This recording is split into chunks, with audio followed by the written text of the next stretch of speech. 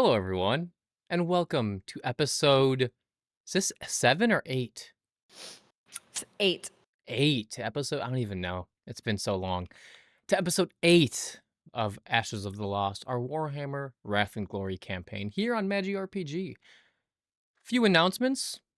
Ignite Recall is back and as good as ever, maybe even better than ever, for its last season here on Magi RPG. Tuesdays, 9 p.m. Eastern, 6 p.m. Pacific. Also, if you were watching, we had a little teaser for a game that's coming out this summer, GM'd by a regular here at Magi RPG, Curse of the House of Rookwood. That's going to be a very, very fun game. Very new. It's something we haven't run on this channel before, but super excited to see where that game goes and how it turns out. So more announcements in the future. If you like sibling squabbles and sibling rivalry and deep, deep, dark secrets, check out Curse of the House of Rookwood. We have a YouTube and a Discord, so if our YouTube viewers are watching this, you already know we have a YouTube. But if you haven't joined our Discord yet, Discord. What is the link, Tracy? Discord.gg/MagiRPG. There we go. Discord.gg/MagiRPG. Tracy, what do you got there? Want to show that off real quick? This is my bolter. Yeah? Yes. Has Balfigus blessed it yet? He will be blessing it during the opening. Opening credits. Okay, sounds good. Discord.gg/MagiRPG is the Discord. If you're not there, join there. That's where we put out most of our announcements, like our first announcements. So if you're looking to see what's coming out next in the future, you're looking to just hang out with us, chat with us about Warhammer, TTRPGs, life in general. We're all there. We're all active. So join us on our Discord. And if you're watching on Twitch and you didn't know we had a YouTube, we also have a YouTube. YouTube.com/MagiRPG. Nice and simple. You had something to say, Tracy. Yes, and I forgot. So keep going. Okay. As always, content warning. Warhammer can be very dark, grimdark, violent, gory, death, destruction, mayhem. All the things that can be pretty heavy, especially in this day and age. So if it does get a little heavy, take a break. Come back. Watch later. Watch when you can. We appreciate you nonetheless that you're just here watching our games. Anything else? Did you remember? If you like Warhammer... Oh, Chris yes, that's correct. We'll be talking about Warhammer on Wednesday. Next Wednesday, yes. The 2nd. For of our July. Kind of second episode. This is kind of like a new branding thing that we're going to try to do quite often. Should I announce the name of it, Tracy? Yes. Awesome. This will be called Beyond Terra. We're going to be doing a little like podcast. Tracy and I are going to sit down and talk, and we're going to start with the Primarchs, the Loyalist Primarchs, the Heretic Primarchs, but we're starting off with the first, not the first discovered, but the first Primarch of the first, Lionel Johnson. So join us next Wednesday, same time, 6 p.m. on Wednesday, to talk Primarchs, Lionel Johnson, Dark Angels, The Fallen, Luther, Caliban. We'll have to have a whole conversation all about that. Daddy Vulcan. He's gonna be much later because I think he's like toward the end. Yeah, I think he's like 16th. 15th, We're going 16th. in numerical order. We are. I'll wait. So we'll do first, then second, JK. Then we'll go right to third. Fulgrim. Yeah. So something to look forward to if you've been watching this game and you're like, I love this game, but I don't know a lot about Warhammer. Check it out. Start with the Primarchs. Give you a little crash course. Should be fun. Okay. But I think with that being said, let us start episode 8 of Ashes of the Lost.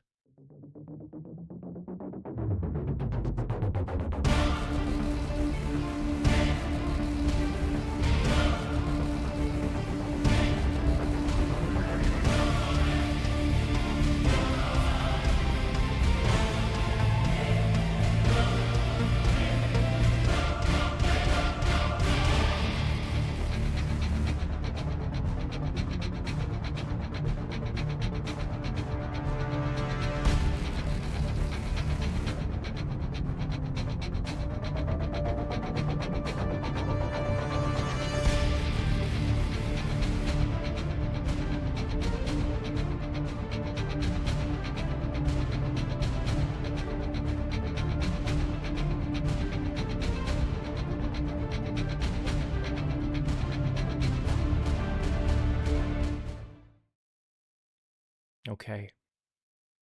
Episode 8. There's movement at the front. For the first time in weeks, Imperial boots push forward. Artillery no longer rains from the heretic line. The shelling has faltered.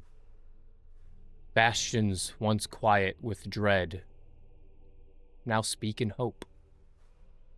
And somewhere, behind it all, 4 strangers did something impossible. They bled for Vorgoroth, bartered with monster and human alike, dragged faith and logic through the same mud. And now, at last, they stand before Vox Arc Ultima. Their first mission, goal, that was given to them by Inquisitor Poliso. A tower of rust and wire. A cathedral of signal and silence. Built to speak to stars, twisted now by hands unseen. They will find allies within. They will find answers. But above all, they will find a choice. Because this war is not yet over. No, it's far from over. But someone must decide what is worth saying, when all that's left is the voice that remains. Last episode, you, motley crew, were given a good-sized retinue of Kroot from the fellow rogue trader who happened to be running a little black market dealing out of one of the former manufactorums. You captured a corpse worm. That was her deal. And in turn, she gave you her Kroot mercenaries. You made the few hours travel north to the front lines, to the Vox Arc, where you were told by a rattling sniper to go back about a half mile and take the other path. And there, you were welcomed by the forces of Bastion Aphira. Bastion, the other Bastion too, which I forget its name, also has moved forward. There are thousands of men, women, troops at this front line, but this is different. You can feel the energy in the air. This gaining of ground has given them a glimmer of hope. As you pull the Torox in and the ramshackled vehicles of the Kroot that the rogue trader gave them are right behind you. The gates open. How do you feel as you see this new front line?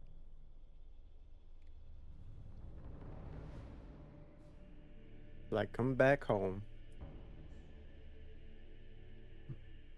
Arthur, Balfagus' sister? I think Arthur, with the information that everybody now has about Arthur, this is the kind of thing that people will learn, that the group will learn, interests Arthur quite a bit. Seeing all of the soldiers doing what they do, unified, getting ready for a fight. Arthur's getting charged up, almost jittery in his own way. Just an energy of excitement. Yeah, you can feel it. You know, you're no stranger to a good fight. When it's not... Go ahead. I was gonna say, when soldiers are in high spirits, it changes the course of the battlefield. When you were back at Bastion Aphira, you felt the heaviness in the air. This was zero morale. These were men and women just waiting to be overrun and killed by the heretic forces. But here, you see energy. You see smiles, you see laughter, you see troops above. This is a rough bastion, but trenches dug, barbed wire laid. They are in their prime of what they do. They have been mustered. Thanks to you four. It is good to see their spirits up and their will invigorated. It's better than the ladder of despair, knowing that this could be the end. To see them in good spirits at least puts Sister Sarissa's mind at ease for the moment.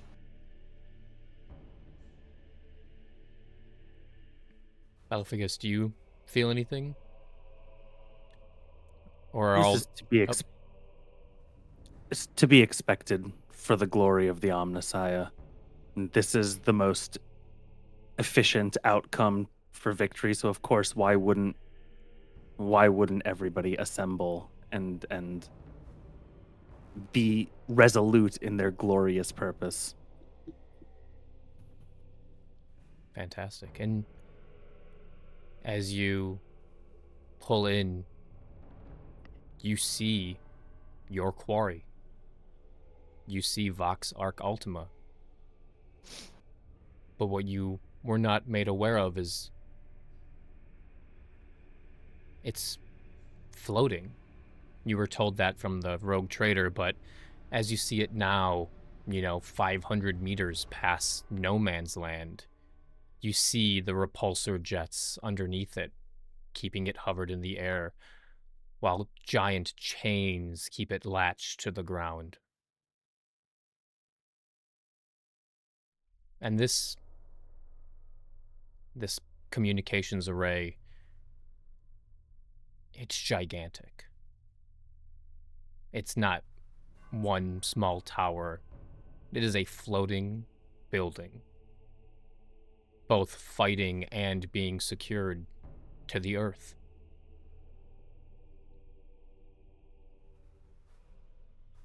You see Lieutenant Drast, the first person you saw on Vorgoroth. She recognizes that Torok. She was the one that gave it to you. And she waves you down. Immediately turn and start driving towards the lieutenant. LT.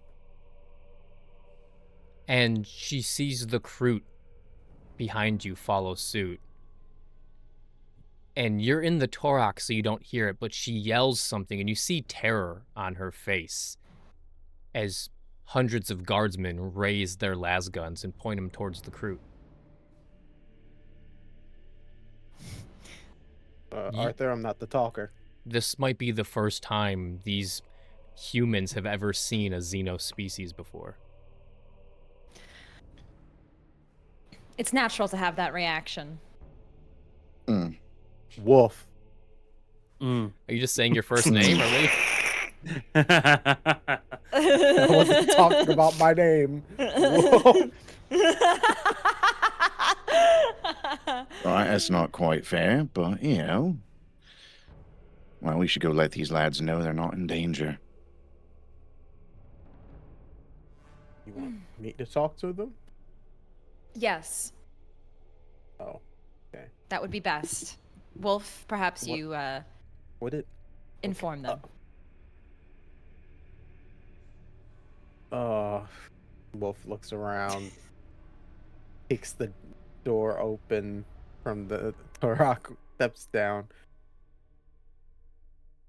These are associates of the Inquisition. You see Drast shoot you a side-eye, her bolt pistol aiming right at the Kroot. The Kroot have also raised their weapons. Right. Arthur this is a steps out standoff. as well.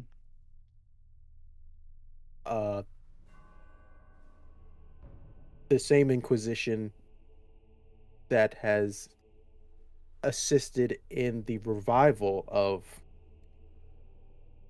the forces we see in front of us. Let's As not Arthur be- sees Wolf like going through trying to get people to, he just starts going for the paper in his back pocket. we Here we go again. This should not be hasty. Xenos filth is with you. This With us. And you see the by crew, order, their beaks snapping.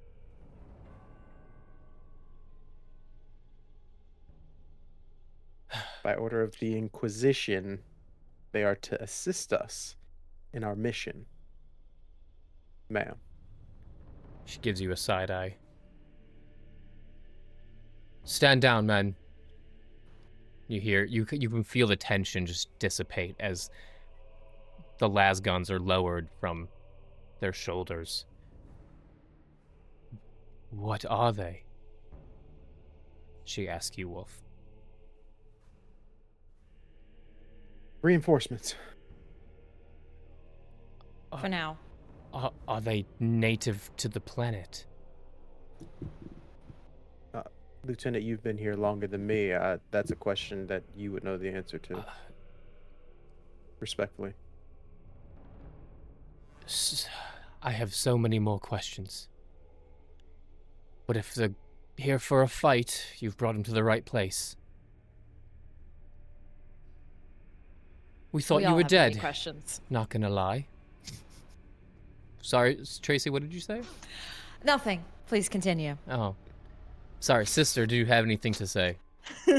No. Please continue. We thought you were dead. After you drove past going to the manufactorums, we hadn't heard from you, haven't seen you. We thought maybe you got caught up in something. Caught up there- is one way to phrase it.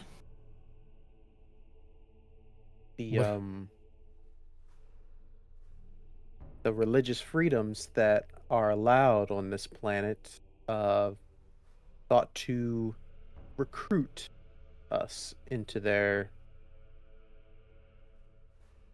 heretical ways. Religious freedoms? Yes, by what was I doing again? Amen? Amen. Yes. By Amen. Governor Vol? What do you mean Governor. religious freedoms? Volgaroth is a part of the ecclesiarchy. There are no religious freedoms here.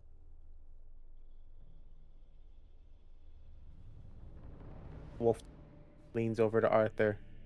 This is why I don't fucking talk. This is why I'm not the talk guy. This is why I don't do the talking. Why did you let me alright. talk? Right, mate, you're doing great. I got you. No, this is the See? opposite of great. Yeah, No, you no, do the great stuff. I No. do the shooting thing. Right, Wolf, you're good. Don't worry. Right, so Almond Vol, right, was losing grip on the planet, and instead of fighting too many wars, just kind of said, let him have it. And some lad called Six-Armed Emperor showed up and started a cult. The Six-Armed Emperor. That is Was heresy. it 6? Was it 5? It's Maybe it was 0 7. now. Yeah, right. There's no left now. Kind of blew up the whole place. So religious Cleansed. cults spreading Yeah. heretical views have popped up on Right. Volgaroth. Not just, well, obviously the Ashborn, that's one of them, but you said another one. Yeah, right. They look like you and me, but they weren't. Oh, dear.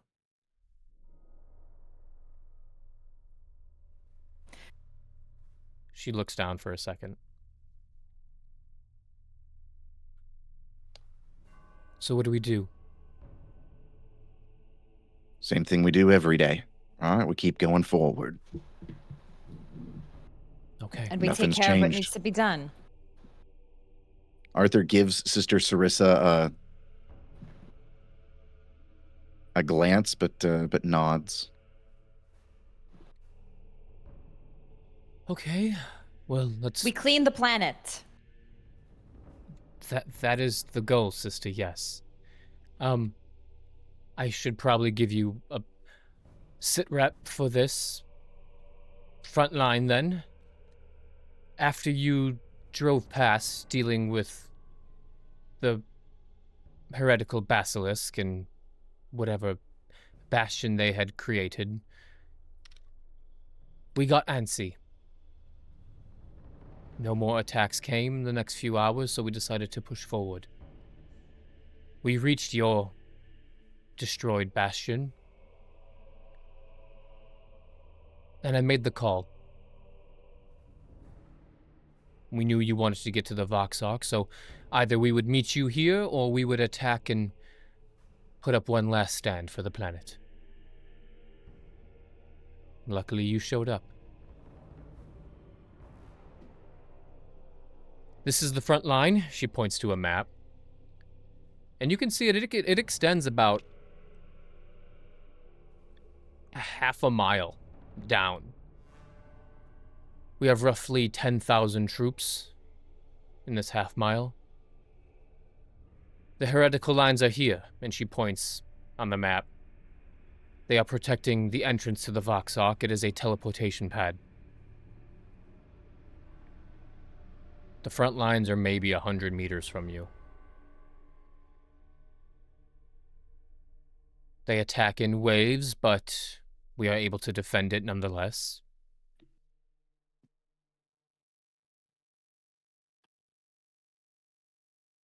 But I fear that the numbers are too great for us to break through at this time. They are defending their Voxark with their lives. My assumptions are, after the battle at Bastion of Fear, this is where most of them retreated to.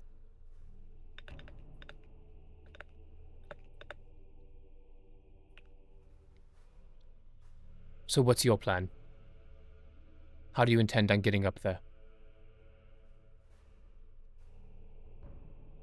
Suppose that's our next step. Thank you for this information. We are going to discuss and devise a plan on how to move forward. I will let you know.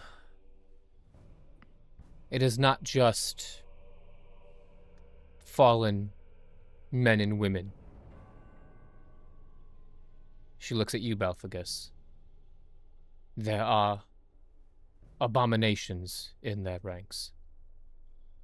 Things, amalgamations of flesh and machine. They have Ingencias on their side.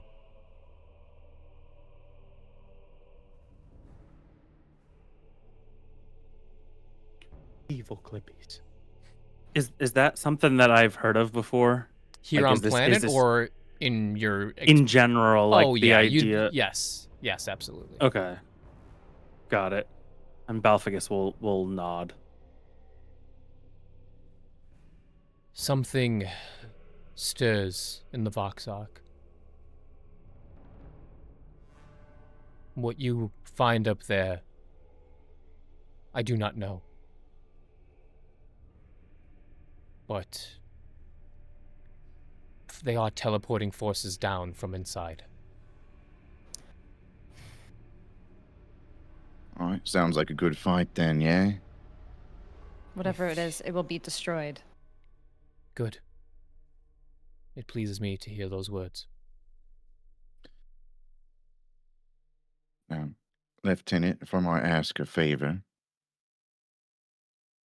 Yes, Rogue if you Trader. go anywhere, if you go anywhere quiet, that four of us, and he looks at the group, might be able to have a little chat undisturbed, like. Of course. VIPs such as yourselves deserve their own war tent. I'll have the guardsmen pitch you one immediately. All right, yeah. I don't have much experience pitching tents, or I'd help.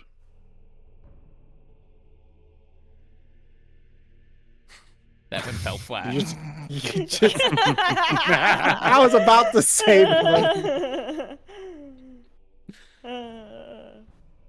being serious right now, Arthur. What do you mean? I've actually never done it. Don't worry. Members of the Inquisition do not need to pitch their own tent. I'll make sure there are guardsmen dedicated to the task of pitching your tent. You're dedicated guardsmen. Give them a couple minutes. You should take time for this assault. I fear Bastion Nefira was but a outlier in the defense of this planet. This is no mere bastion. This is a war front. She kind of leans in closer. She kind of leans in closer. Men and women will die tonight. Just make it worth it. It will be. All for the glory of the Omnissiah. Their deaths will not be in vain this day. The work that they are doing is in a greater purpose and greater service. And they will know that. For the Emperor. For the Emperor. She looks up. For the Golden Throne. You four. Get some canvas. Give me a lieutenant-sized tent. For the members of the Inquisition. You see them salute, run off, and they start building your little war tent. While this is happening, you guys just standing around. I think Wolf goes up to Marcus, Phineas, and the other guardsmen, and well, seems you've passed the 15-hour average mark of a survivable guardsman. Thanks to you, sir. We're back with your company. You have a choice to make.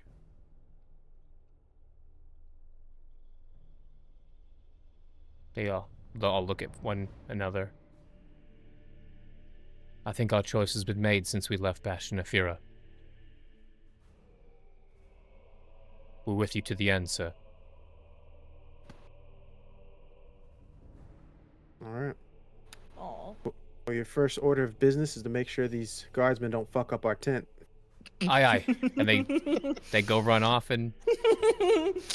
No. The pinion goes in there. That's where you tie the rope. You hear them start arguing with these guardsmen. That's our boys. They're being dickheads already. I'm so proud.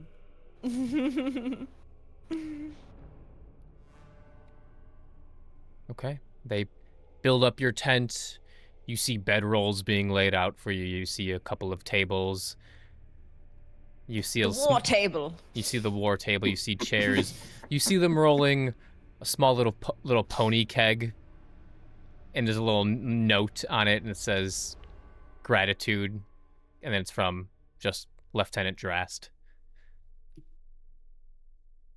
You now have a private area to do your talking, Arthur. Suppose once it's done, Sister Sarissa will go and thank the guardsmen for their work, and head in the tent. Before they leave, they look towards you. Sister, there's rumors going around camp that you blessed Private Skellig. Is that true?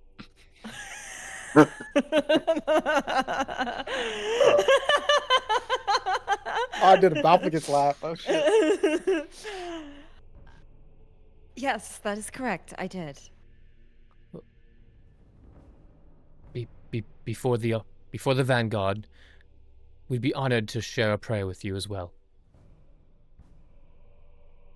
Of course, guardsman, I would be happy to. Before we head out, come by the tent again, and we will have a prayer. Thank you, sister. And they go back to their required duties. And it is just you four in the tent. All right. Well, I guess let's get to it then. Arthur holds out the book that Sister Sarissa had given him a few episodes back. The book of, I'm not exactly sure what it was, but it was of hymns and the faith. Yes. And he says, well, I've been reading this book, and it's explained a bit to me. One of the things I learned is the faithful not supposed to lie, or it's heresy. And so, because of that, I think we should have this conversation now. And he walks over, sets the book down, and takes off the belt. Oh dear. Now, right, this is me. Look at that big man. When he takes the belt off, I assume like he just gets bigger. It's like a hologram. It flickers, like his skin Don't flip flickers, that. and then you just see an orc standing there.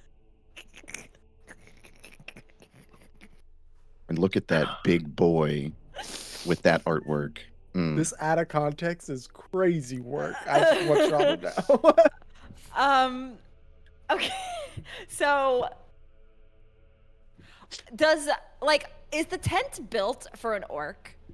Like Orcs are only like 6'2". Orc boys, they're not 10 feet tall. Okay. I mean, you, Wolf, Arthur's maybe 3 or 4 inches taller than you. Okay. Orcther is so- only Orcther.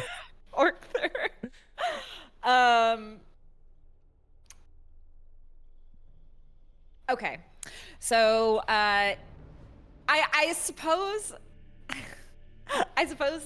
Sister Sarissa, when he shows his true form, she it's almost like instinctual. She just kind of like puts her hand on her bolter and continues the conversation, but she won't, take any action. She's just a bit, you can see she's a bit more tense, on edge.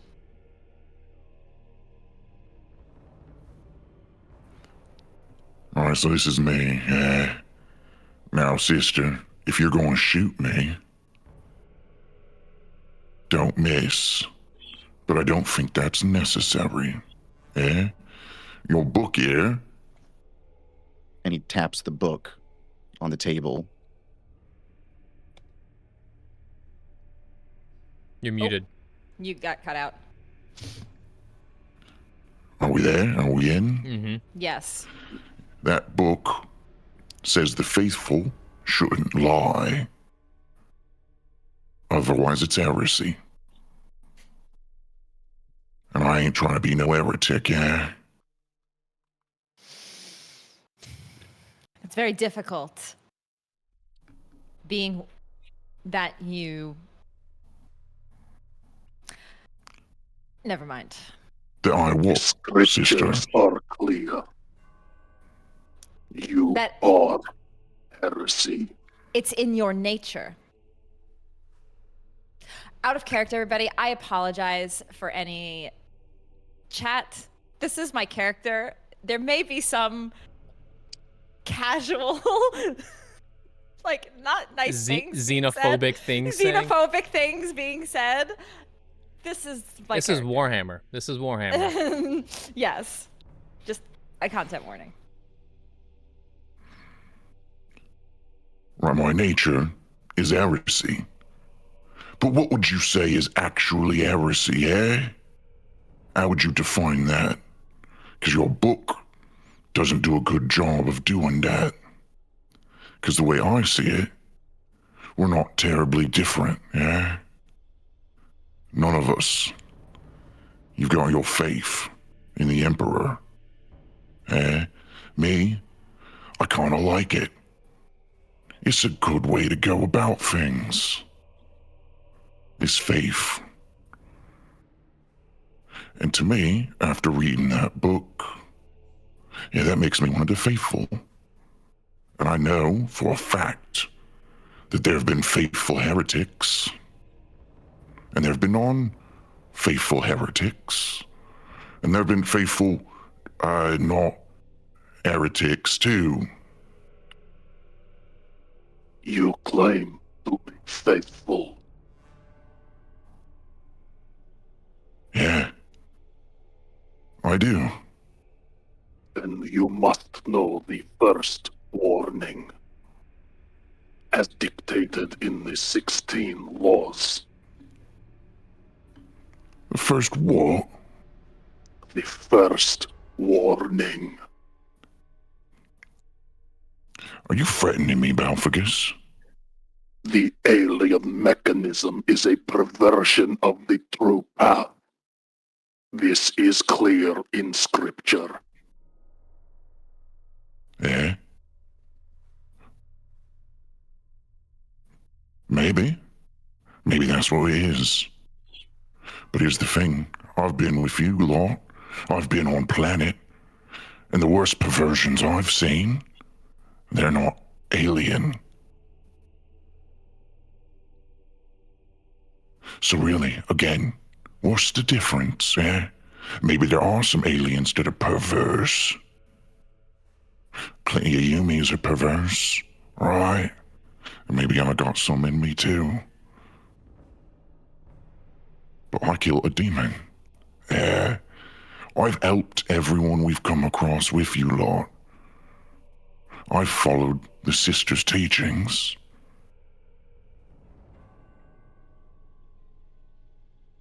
How's that not faithful, mate?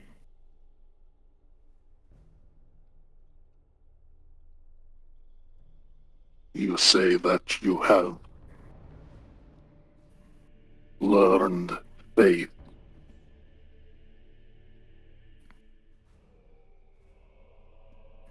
Yeah?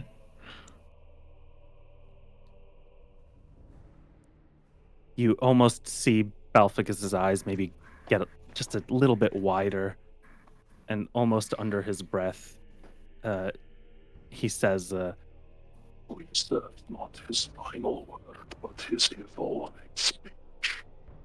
Could barely hear you, Bijan. We serve not his final word, but his evolving speech.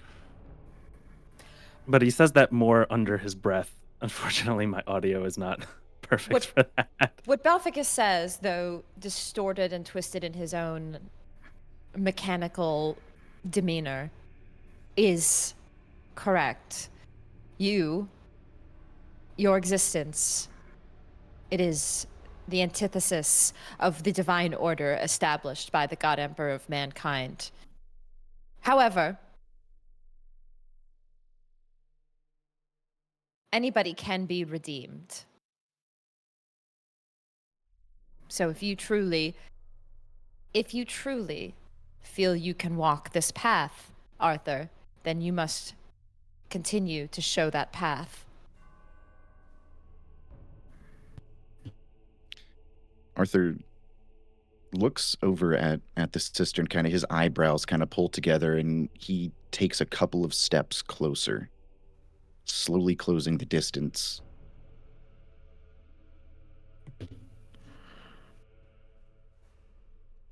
If you're saying I can be redeemed from the heresy of my existence, sister, then you lead the way, and I'll follow the path. Know that even the slightest misstep, Arthur, could be your end. Arthur takes a couple of more steps, and if the sister lets him, he is going to stand directly in front of her. She does, but you see her stand her ground like stiff, like in her like almost like battle stance, looking at you. Is her hand still on her pistol? Yes. She hasn't moved it. She's not like, whew, but like it's then on there, you know? What Arthur would like to do, and I will request this, and you can say no. Arthur would reach over and grab her hand and gun and pull it out of the holster and point it directly at his forehead.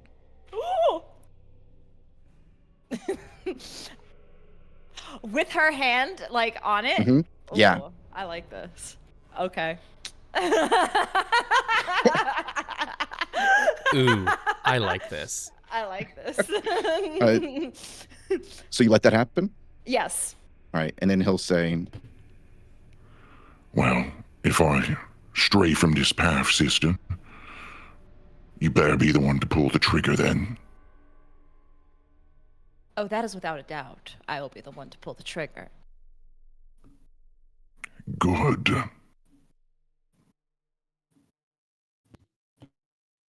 and he'll let go of her hand and the gun, and he'll take a couple of steps back, and he'll look between Balphagus and Wolf, eyes kind of landing on Wolf. All right, mate, you've been quiet. Oh, this damn helmet, it keeps going out. I can't really see right now. You know, if I, you know, having so many conversations about what is and what isn't heresy, maybe with this group, it would be a good conversation to hash out. But if myself or any other guardsman or soldier were to see heresy in front of us, and he looks right at you even though he's saying that his helmet's gone or not working, we'd have to shoot on sight. Yeah. Well, let's get to the... Yeah, well, shoot on sight, but until then, if we're all still working together, I'm gonna make this a thing. Why don't we sign this deal with a right fist fight, yeah? A right scrapping for the boys. Typical. The way that you're...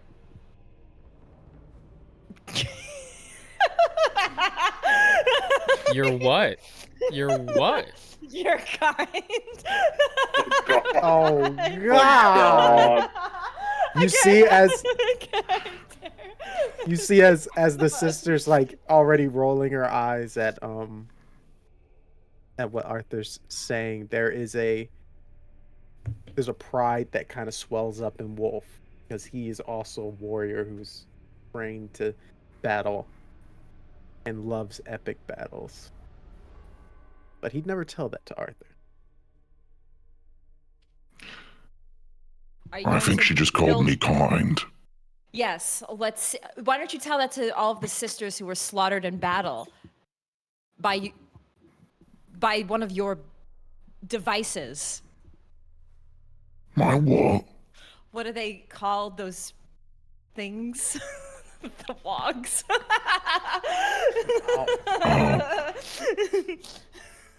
Yeah, you want me to talk about the wogs? Right, sister, here's the thing, eh? Balphagus, maybe you can chime in on this. Am I to be held responsible for all the things done by other orcs? Because if that's the case, I should hold you lot responsible for everything all the Yumis have done. Everything we've seen on this planet. That is acceptable. What we've done is for the greaterment of the Imperium. What have All you of done? our actions are for the glory of the Omnissiah. All of your people's actions are for heresy and for damnation. Balphagus, sister, Anybody, I believe... anybody listening in on this is like, what the fuck is going What is on? happening? Right. Wolf kind of cuts Balphagus off. I believe what Arthur is explaining is about the humans that we've met that were not a part of the Imperium?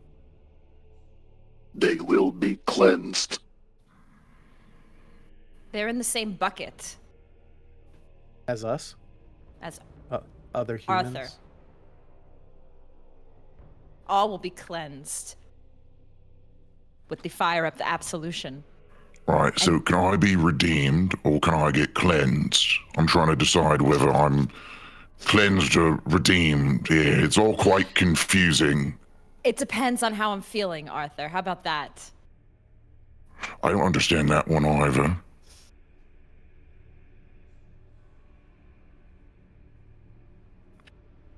Our directive is clear. We have a mission. The Inquisitor sent us here. Ours is not to question authority. Right, but mate, all I do is question authority. He has a point. That is between you and the Inquisitor. All will Right. be sorted on the litany of absolution. You're killing it. Well, then I think for now, we go with I'm going to get redeemed for the heresy I've been born into. I might have committed quite a bit of, and that other orcs committed for me. But, mates, I want to remind you of one thing that each of you keep in your head, eh? I'm the biggest. I'm the strongest. And that makes me in charge. Yeah? I think my heavy flamer would have something to say about that. Your heavy flamer I bought you, right? That heavy flamer? Yes, perhaps, You cannot see the grin on Wolf's face because his helmet's on. This is so good. perhaps you'll regret that sometime down the line, Arthur. I don't think I will, sister. I don't think I will. Because the faith tells me if I gotta get burned, then that's what's best. So there won't be regrets. I don't know them. I don't understand them. I don't need them. But you lot, again, remember, you won't take this spot from me. At any time, night, day, we can have a fight about it.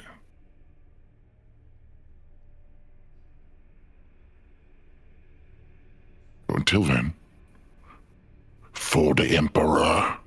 Yeah. Hearing that from your tongue sounds twisted. Just like the cultists that we met in the Balfagus, church. who does not understand sarcasm, just goes, For the Emperor. And then Arthur proceeds to reattach his hollow belt. Also, is that art? Was that art? Crisby art? That was Crisby art. Oh my god! Frisbee, you done you it had it in the again! bank. Oh man, Frisbee, you're so Love it. good. So good. Make The sure y'all orc follow art. Frisbee on Yes. Oh, IG. for real. That's amazing. I'll give you a little orc thur treat.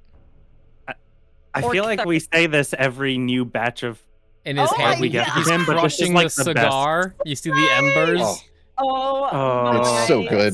God. That's The amazing. belt scratched up and broken. Belt. This is amazing. amazing. I love the belt. The belt's so clean. Mhm. 10 out of 10. No notes. This is so good. And then the one RBD's shoulder pad.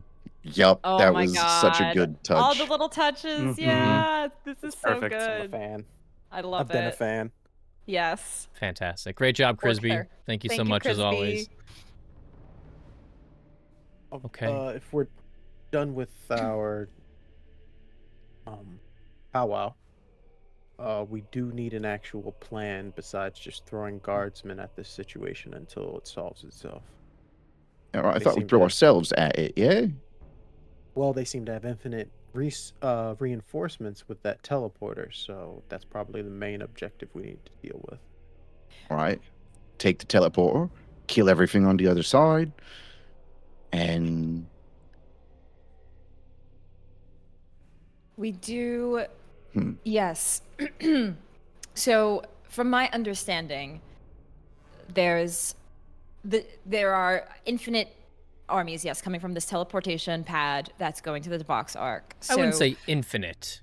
They're It's just just a there, large amount. there are Yeah. reinforcements coming down Right. from the Vox Arc. Yes, yes. It's coming So from the Vox Arc. Okay. coming. Yeah, And it's- they're teleporting down from the Vox Arc to the teleportation pad. something in the Vox arc area seems to be creating these reinforcements that is making them come through, and so now they're feeling kind of outnumbered, and it's a problem. So, I'm like, we're all huddled around a table. Like, there's You got like the a war map parchment. in front of Yeah, you. the Yeah, war map. you got the We're front looking lines. down. Yep. Yes, we're looking at it. So, correct. We need to get rid of that teleportation pad as quickly as possible. The question is, how do we get to it? My suggestion would be, and he points at the front lines, have the lieutenant and her battalion push forward to distract. We take the Torok and our crew, find a way around towards the teleporter. We can either go through it or put a big bang in it and hope it blows up whatever's on the other side.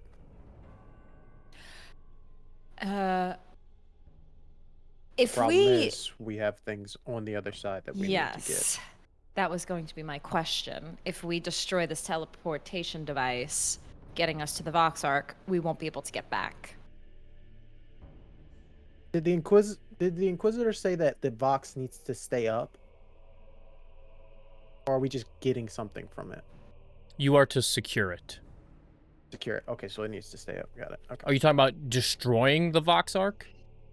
I was thinking of we run in, get what we need to get, drop off a little package, dip out. Cool guys don't look at explosions. If you want to blow up the Vox Arc, I'm No, not going to stop I you. want to follow orders. Game master. No, but getting there, that is my plan on getting there at least, was a distraction and we go around on the flank. Okay. Yes, we create a distraction. We get there. We get in.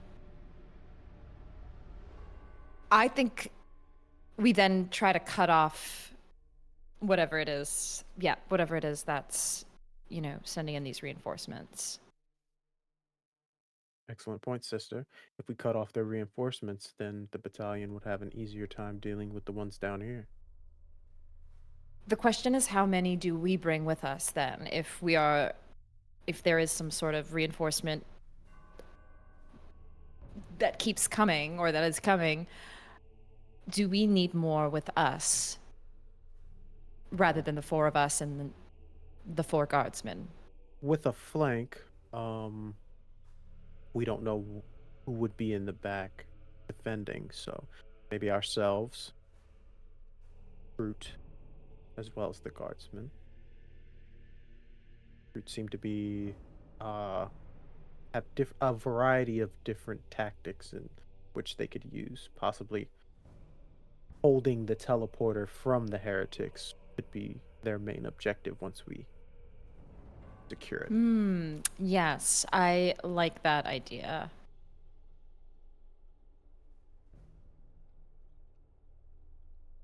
They have their own vehicles, same as us.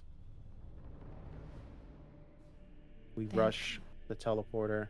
They hold it. We continue on with our mission.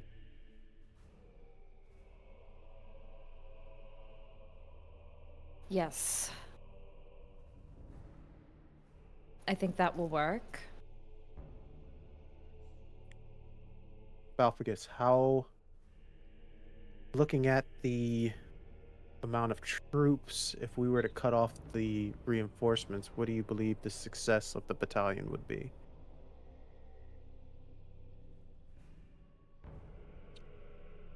This would take some time to calculate.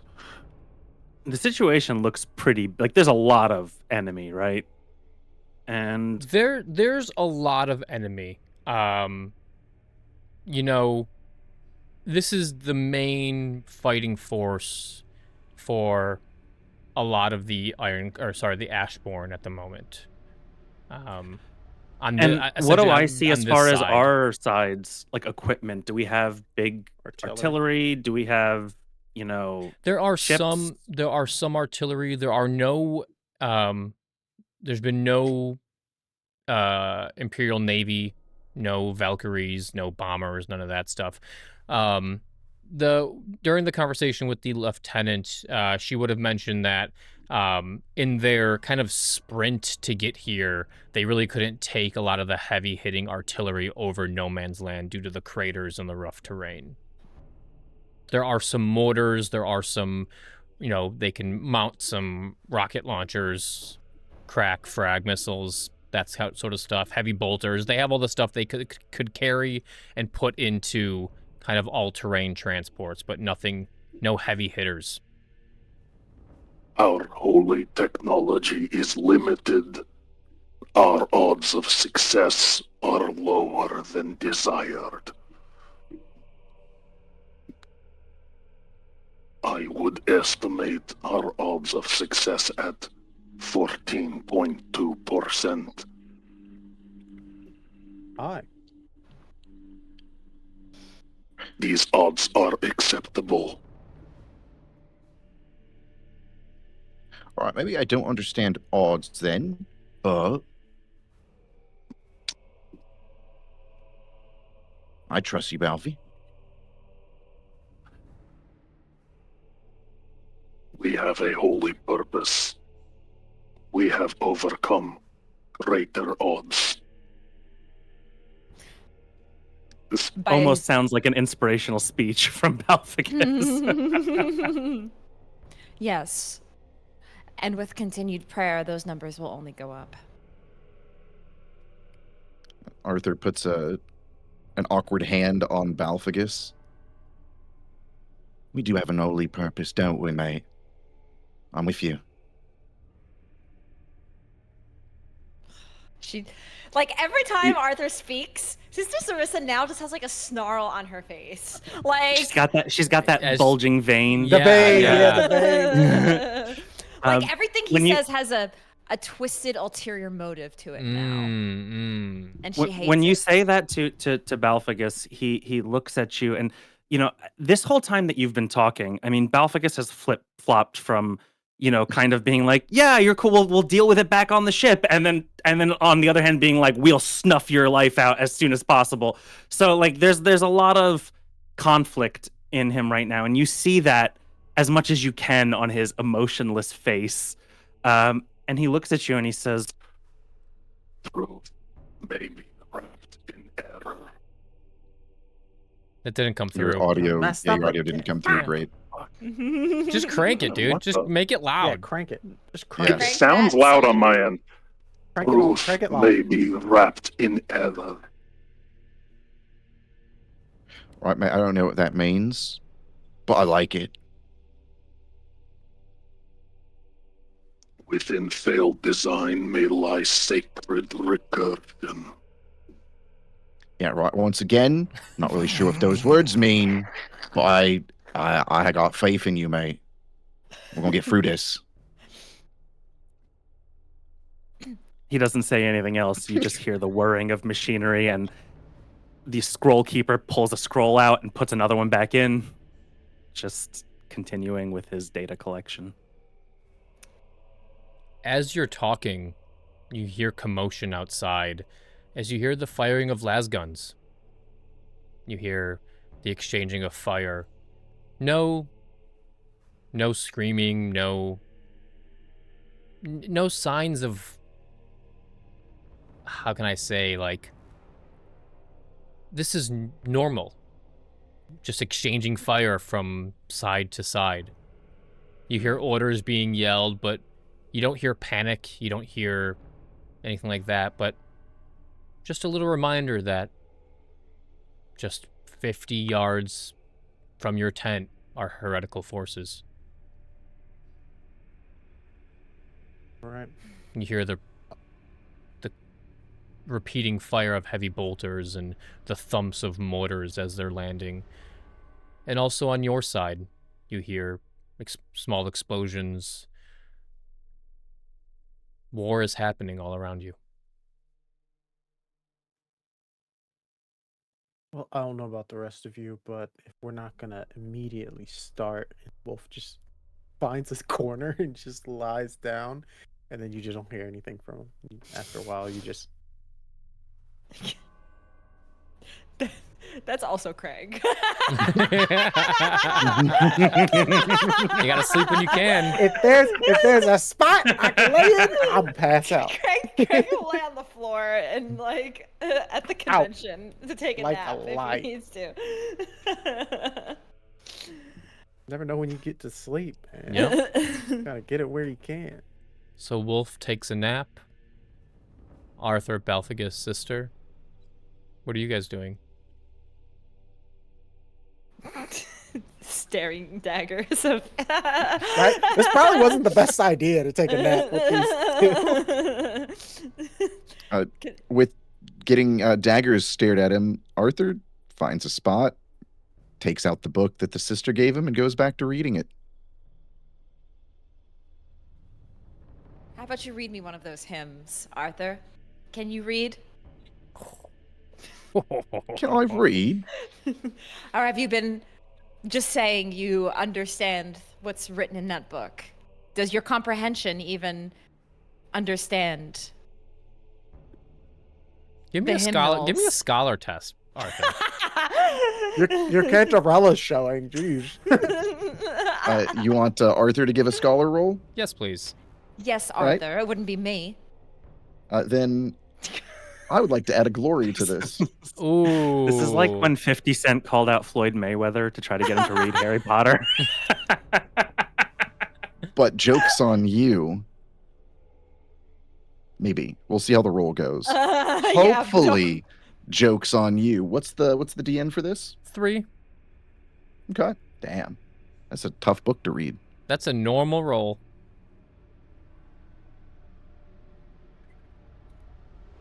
I gotta scroll down. Where is it?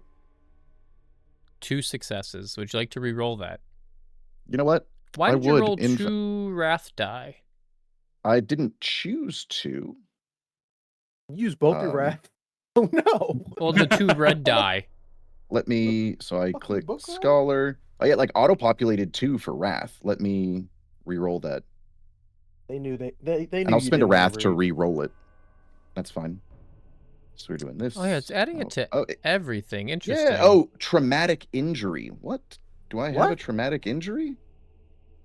If you ask Sister Sarissa is being born. Oh, I think I got a traumatic injury. I have a twitch from the the last fight with the worm. Oh, That's right. why. Okay, so it's not busted. Okay. Then, yeah, no, I'm gonna. You get I'm more a wrath roll. rolls when So, you do that. how do That's I- sick. There we go. I'm sorry. I'll spend one of my God. wrath. Because I specifically put points in this. I spent Big experience scholar. points on increased intellect and scholar. Hell yeah. Let's go. Yeah. Arthur can read. Hell yeah. Arthur can read, but can he comprehend what is written within these litanies and hymnals and prayers and quotes from the Order of Our Martyred Lady? Are you asking him that? I ask him to read me an excerpt. And I'll send you an excerpt. Oh, excellent. I just happen I'm to here have for one this. on hand. I'm here Yeah. for this. Do you want me to do this as Arthur or Orkther? As Arthur. Okay. Oh. One sec. I have it. Oh, where is it? I have it written in my notebook, but I don't have it written out in text. Here, I'll send you this. Warhammer You so can- cool. You can pick one of these, Hell Arthur. yeah.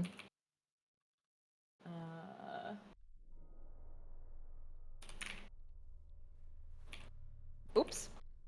Hold on, that's not it. That's oops. Don't, that's not my Conrad Kurz. Your Conrad Kurz fanfic? Not my shirtless Conrad Kurz pictures. That's heresy. Okay. Let's see here. Which one sounds...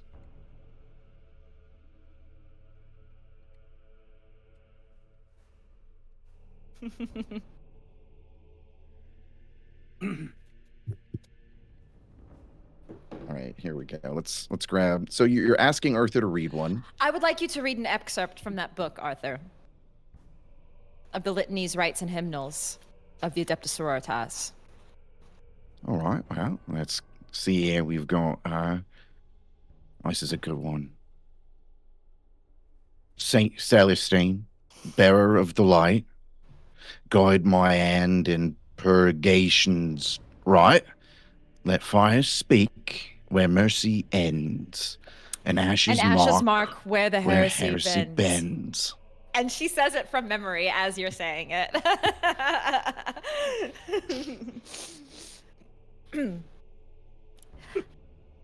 Yes.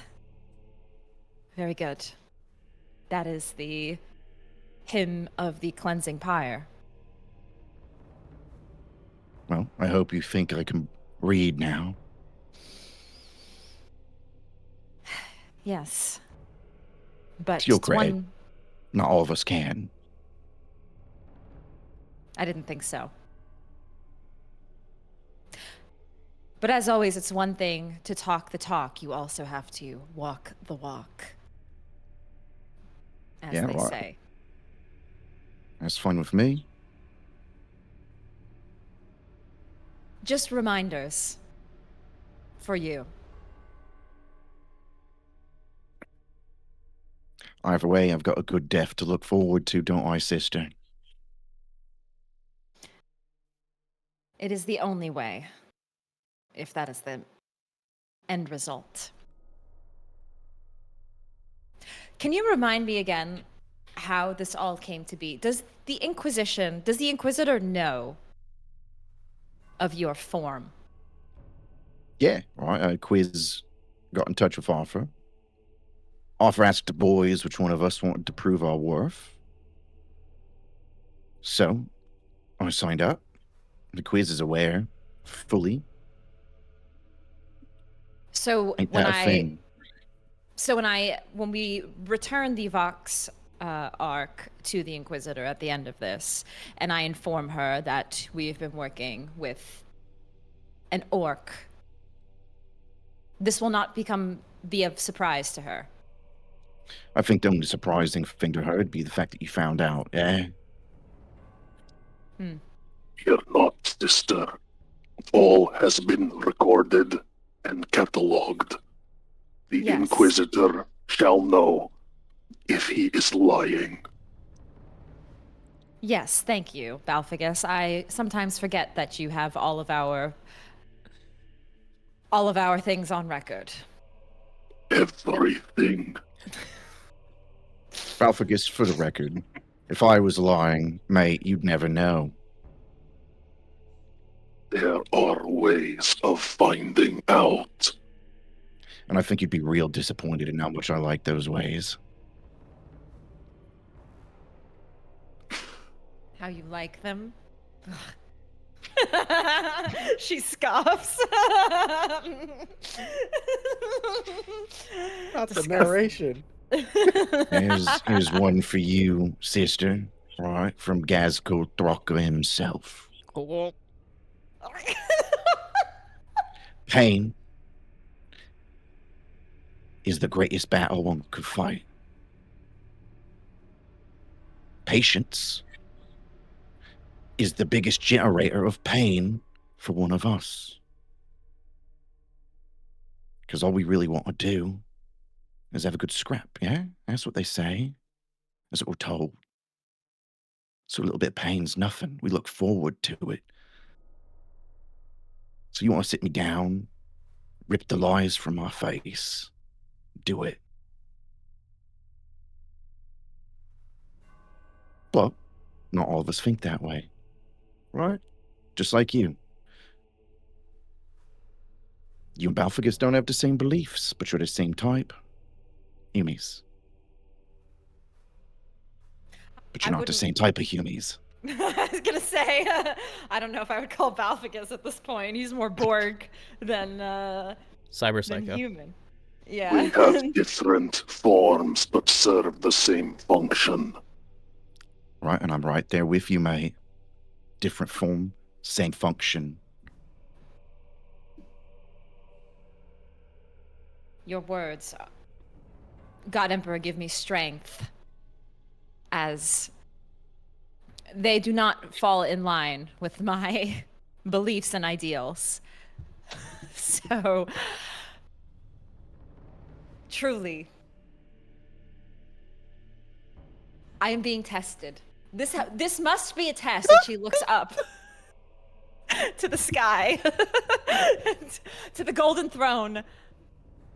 This must be a test. I think you're passing that test then, sister. You're doing good. The trials and tribulations that each of us are put through, I do not question. But I must ask, God Emperor, why you must put me with somebody who speaks such vile tongues. Sister, I got a question for you while you're asking the Emperor things, eh? Right, when I was getting fought by that worm, you said a prayer, and I felt much better afterwards. What's that about? That is my faith, Arthur. My faith and belief in the Emperor of Mankind is where my strength lies. So your faith healed me. It did. Your faith healed a Xenos, yeah? It's quite interesting, isn't it? And he just smiles. I see he's your back. tempting, vile ways, trying to warp and twist my convictions. I ain't whooping nor twisting anywhere, sister. Now, if I'm tempting, well, that's not me issue, is it? I can see that this discussion is not bringing us any further to the Emperor's light. Therefore, I will excuse myself from it. Ganesh, We is that should you? prepare and run internal diagnostics. Well, I don't know what that Belfagus, means either. as you guys are having this conversation and Arthur's willingness to reveal his true self, you see the power axe in his hand, and it clicks. The screaming Huh? of the machine spirit when you went to repair it. That item of the Imperium is being welded by a Xenos. As you're doing your calculations, you look down and you see the power axe leaned up against one of the stakes. Arthur had set it down when he offered to fist fight everyone.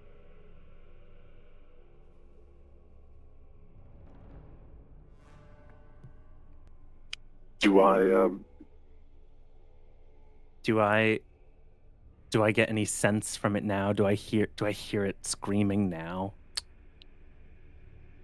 Remember, Just- you like super critically succeeded on You did. what you did the last time. When you repaired it, it calmed the machine spirit. You don't feel anything from a distance, but if you were to pick it up, you could analyze it. Oh, well, he would go right over and apologies, he doesn't ask for permission to handle technology. He's Arthur just gonna doesn't go do over and anything. pick it up. Arthur's reading his little book. Mm-hmm. Yeah, he's gonna pick it up. You pick up his power axe, and just like before in the Torox, the machine spirit within this power axe is unwieldy.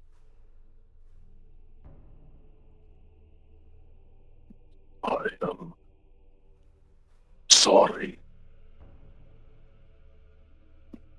He apologizes to it as he begins to work on it and mend it and try to calm its nerves again, knowing that it probably hates this more than he does. Give me a tech roll. Are you going to be using your sacred machine oils on it again? Do I have The sacred Do I have machine some oils. still? You did. Like, I would say that you sourced some at the black market before you got here. Your oils and lubricants can be considered that sacred machine oil. Not the oils Yeah. and lubricants. Not the oils and lubricants. He stays with oils and Yeah, lubricants. Belfagor Yeah. stays lubed up. He doesn't know, you never know. He's squeaky. He's got it. Yeah. I'm slippery. Yeah, let's let's use that machine oil Okay. on the axe. Give me a tech roll. I need that for my mic arm. All right. You don't have to like, show. Go get some WD-40. Wow, 4 successes, 9 failures. Good thing it was DN3. Yeah, Right? you rub oil on it. You repair a couple I of take my time. You repair a couple of the wires. You sharpen it a little bit. Arthur, next complication you have with your power axe, you ignore. Ooh. Hell yeah, because I get complicated with that axe. Do you watch Belphagus do this? What are you doing while he does this? Do you even ask? Do you even bring anything up? I think once he starts once he apologizes out loud, Arthur kind of would look over. What you doing, mate? You good? What's all this? I must ask a favor. Yeah. Arthur, rogue trader. Well, you're not asking Arthur Rogue Trader a favor, or are you asking me a favor? Gotta be specific for the records. Is there a difference? I don't know at this point, mate. That's up to you to decide. When we are done on this planet, I would ask that you remand this holy machinery to me. I should what? Give me the axe. Right. That axe's quite expensive, quite rare, and in fact, killed quite a few people to get it. I'm not too keen on giving it up. What you want it for? I wish to release it from its torment. Mate, are you going to kill my power axe? You are the torment. I kind of like that a little bit. It's a nice little ring to it. I'm the torment. But, right, you want my... Can't you just fix it?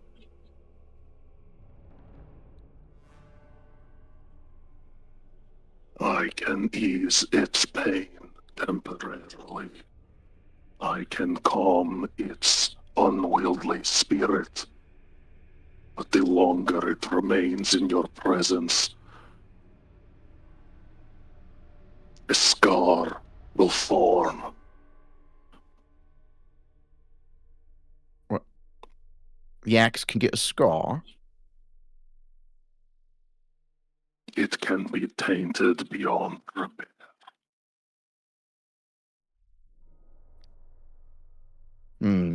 Well, here's the problem. I need an axe. How about this, eh? At the end of all this, I'll trade you that axe for a new one. We will negotiate terms. Right? I'm always down for a negotiation. But you're not just going to take it from me. That's not happening. But I'll negotiate with you. We'll come and make something happy. And And he'll nod. That's all. Once we get back to the ship, just he's not trying to take it from you now. Yeah. And he is 100% of the opinion of like, as long as I have an axe, I don't really care which one. Yeah, that's gonna be tough then. Like we're gonna have to find some Xenos axe or something. Oh, no, it's And just a that's- power axe. He's going to want another power axe. You're going to have to find him a power axe.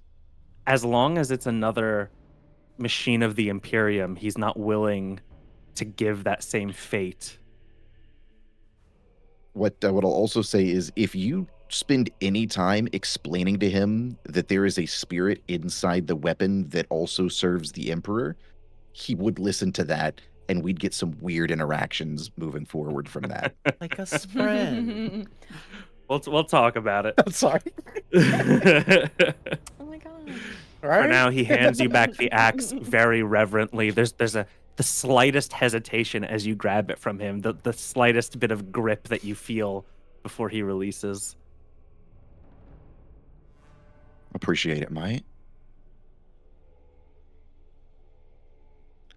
Should I not do my own repairs on it then? Absolutely not. All right, I'll let you do them then. Even easier. Never liked doing it myself.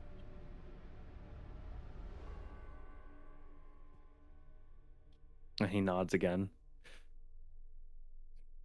Sister Sarissa, And he'll give you the axe and walk off. Mhm. Sister, you left the tent. Yes. As I was leaving, actually, I'm going to wake up Wolf. He's barely had a moment. Yeah. He looks like he's just hit REM. You see his mask looking around. Like, what is it? Fuck you want, Commissar? Oh. Sister. Wolf. Mm. I would like to get some of the recruits. Perhaps you can take a walk with me. Yes. That is yes. While they're going out to the recruits, Balficus is gonna go prepare, and I'd like to go visit our guardsmen, just as a aside for when we come around to it. And as Sister Sarissa takes Wolf outside of the tent, she'll walk with him and has an ulterior motive here. As Gasp. as they're far away enough from the tent and they're walking around, she will ask Wolf, so what are your opinions on the recent discovery? Honestly. Is this...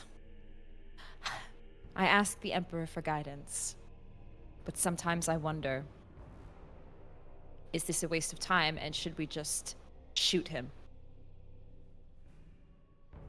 Well, sister, if you ask for guidance from Tempesta Scion, back when I was in training, we were told that situations such as, or factions such as the Inquisition, use all sorts of resources in which to do the Emperor's bidding. You've seen it with the Kroot, and Arthur, I believe he said his name was, works for a rogue trader by the name of Arthur. So in that, them working for the Inquisitor, leader of my chain of command, and yours. That is also the Emperor's will.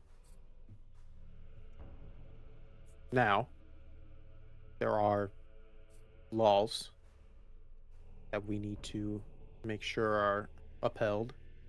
And honestly, if Arthur gets his head shot off by a guardsman at his back, not much use to us with the heretics in front of us. The same thing I told the guardsmen with the crew. We use the resources we're given, and if the Emperor wills it, we will succeed. Yes. That is good insight that I think I need to be reminded of. This is an asset. That he is an asset. A tool used for the betterment of the Imperium. And tools can break. And if that happens to happen in the battle, so be it. Similar way I look at guardsmen. Yes, sister. But no, Wolf. If there is something that feels off, if I feel deep within my spirit and my faith that something feels off, I will look to you. And you will know. And we will make that final call. Understood, sister. If you don't think I haven't thought of about 10 ways to kill each and every one of you, then I am not doing my service as a Tempest Asylum. A sister battle? How could you? Some of them turn, some of them go ahead. That's true. We have our own ways of dealing with those. We turn them into arco-flatulence or put them in a penitent engine, but That's that's... way worse than a last shot to the head. Perhaps Arthur would make a great arco-flatulent. I haven't thought about that. Something to consider for the future. And she just continues walking. And they make their rounds to find some recruits to head and then head back to the tent. Hope you got some spare miracles, sister, because we're gonna need them. Amazing. Belphagus, you were going to find Marcus and Phineas and the other two who have yet to be named, correct? Yeah. Okay. Yeah. Yeah, you find them close. You find them close by. Yeah, he walks up to them menacingly, I'm sure. I'm sure they stiffen up as they hear him whirring and clicking, clanking behind them as he approaches. And he says, Mechanicus Field Directive 44.7 dictates morale optimization for biological units. I shall now initiate motivation protocols. And you see him pull out another scroll and feed it in, and he starts reading off of it. You see them. They're around a fire. They're like eating beans out of a can, and they kind of just like look up at you like, this is the most this machine dude has ever talked to us in the last couple days that we've been together stuck in the Torox. And they're not sure what to do. Like they're like frozen, like spoon half in their mouth. Like they kind of look at each other like, do we stand? Do we respond? You are wounded, exhausted, inefficient, but not yet expired. Therefore, you are still useful. You have shown yourselves to be admirable soldiers for the Emperor. You will not be forgotten. Your bodies will be harvested and refitted. Your body will house servo mounts, and your spinal arrays will be mapped. Your optic nerves may serve as a Skitaris targeting lens. kind of look up at you. You are now motivated. Go with holy purpose. Thank you, Belfagus. I intend on keeping my spinal networks intact. Balfagus doesn't say anything else. He's protocol is over, and he walks away. And there's just silence at the campfire as they're all just looking at each other like, what the fuck was that?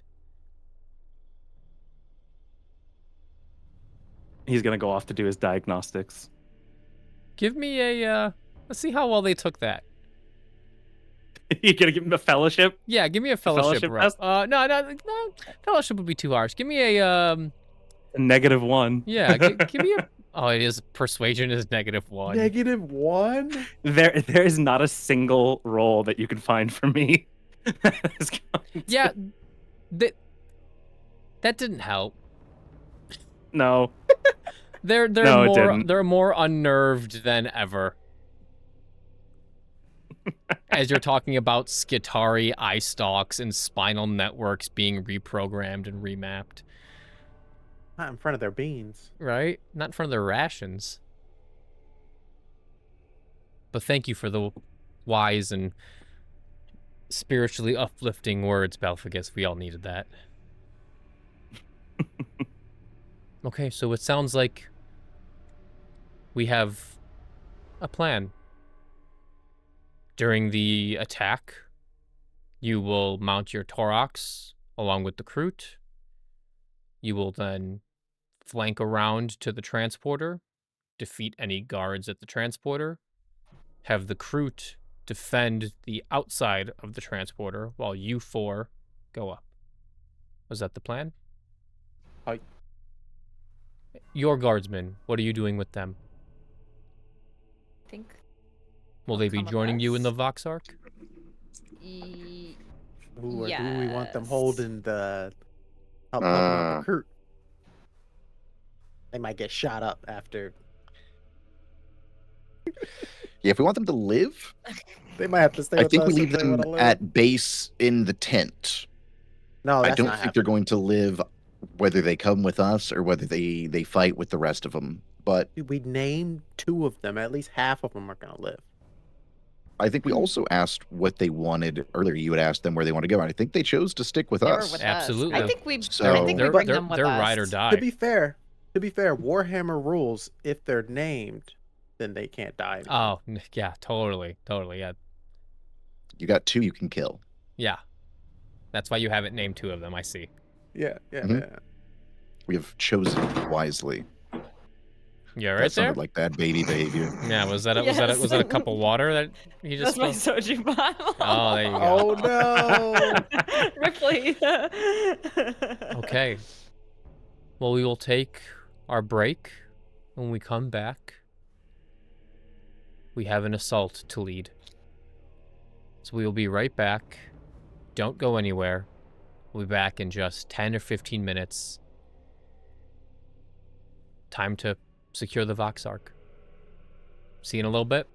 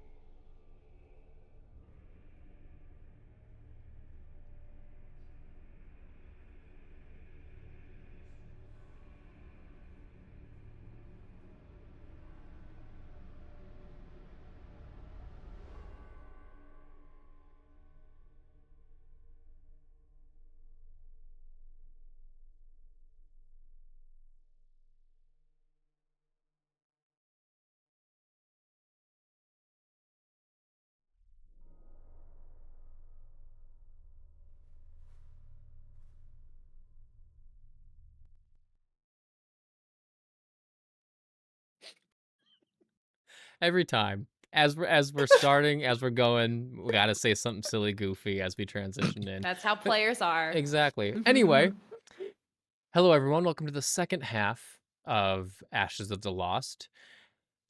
Couple quick announcements. Ignite Recall is back and chugging through their or not their third. What season is it, Craig? Third season, you're right. Is it third? Their third and final season. Great story, space story. They just had a wedding, which was very awesome. Mhm. So if you're into space scoundrel stuff, check out Ignite Recall. 9 p.m. Pacific, 9 p.m. Eastern, 6 p.m. Pacific Hey. on Tuesday evening. A little bit of a teaser for a game we have coming up, Curse of the House of Rookwood, that will be launching this summer, sometime in the next couple months. But we have our cast, we have our characters, so it's going to be an interesting one. If you like sibling squabbles, fighting, deep, dark, dirty secrets, and mythology a little bit of mythology in there. So check it out. Should be fun. YouTube, if you're watching us on Twitch, we have a youtube.com/MagiRPG. That's where you can catch all of our VODs. As well as we have Discord if you want to come chill with us, talk about the games, talk about life, talk about Warhammer, talk about TTRPGs. Come join us on Discord, discord.gg/MagiRPG. Finally, content warning. This is Warhammer. We're about to go into a war, literally, battle.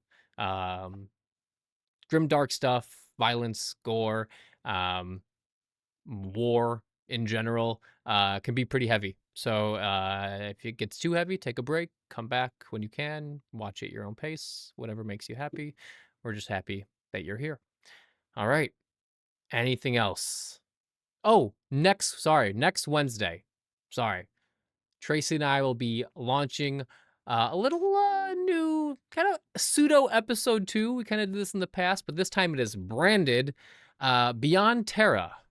Tracy and I will be sitting down and talking all Warhammer lore, starting with the Primarchs and starting with the first Primarch, Lionel Johnson. So if you want to learn about Primarchs, you want to learn about Warhammer in general, you want to learn about Dark Angels, next Wednesday, 6 p.m. Pacific, 9 p.m. Eastern, we'll be talking about Lionel Johnson and the Dark Angels. So I think that's it. I have something I want to say. Yes. Okay, so I don't know if it was like, I realized it wasn't fully explained when this happened. When it was revealed that Arthur was an orc, and I was extremely rattled by this news. It's kind of like a meme that's become a meme among MagiRPG that I hate orcs. And I want to share that with the rest of like our community and viewers.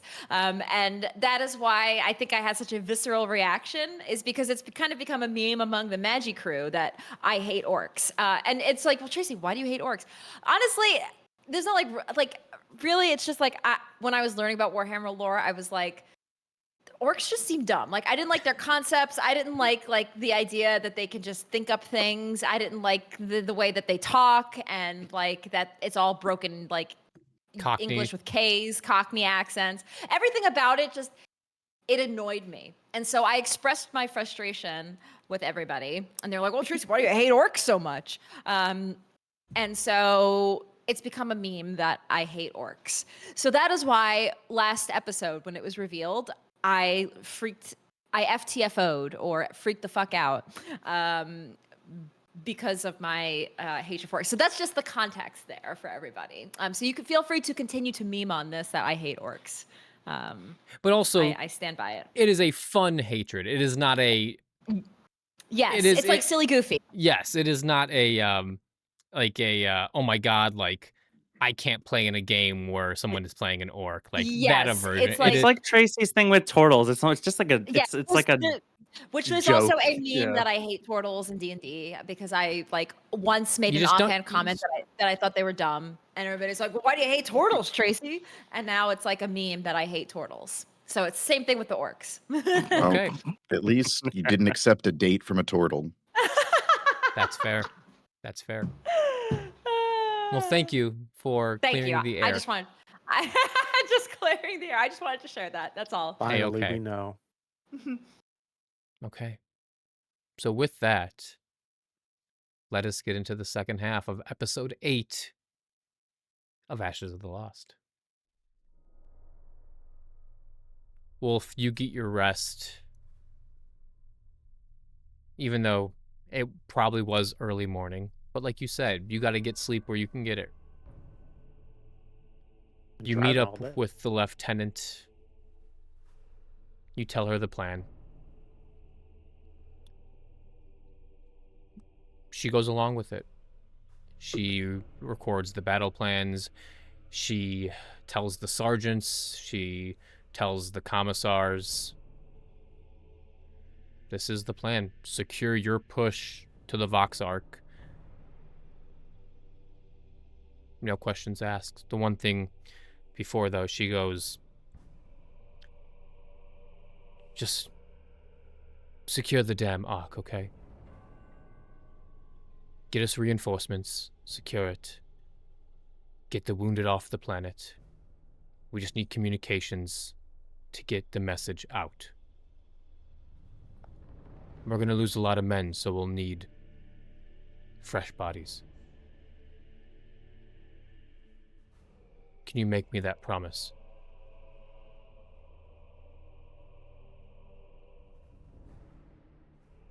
Was it 10,000? You said were promised? We have 10,000 soldiers here in the front lines, yes. No. When we first embarked in. Yes, the Inquisitor showed up. promised 10,000 soldiers. Well, Along I with can the Earthshaker rounds. Well, ma'am, I will promise to repeat said promise that the Inquisitor gave to you. There is no failure. And death isn't the end. Maybe at the end of all this, we might even be able to save the planet.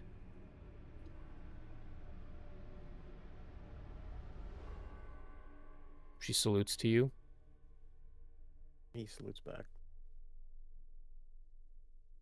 And you hear a whistle.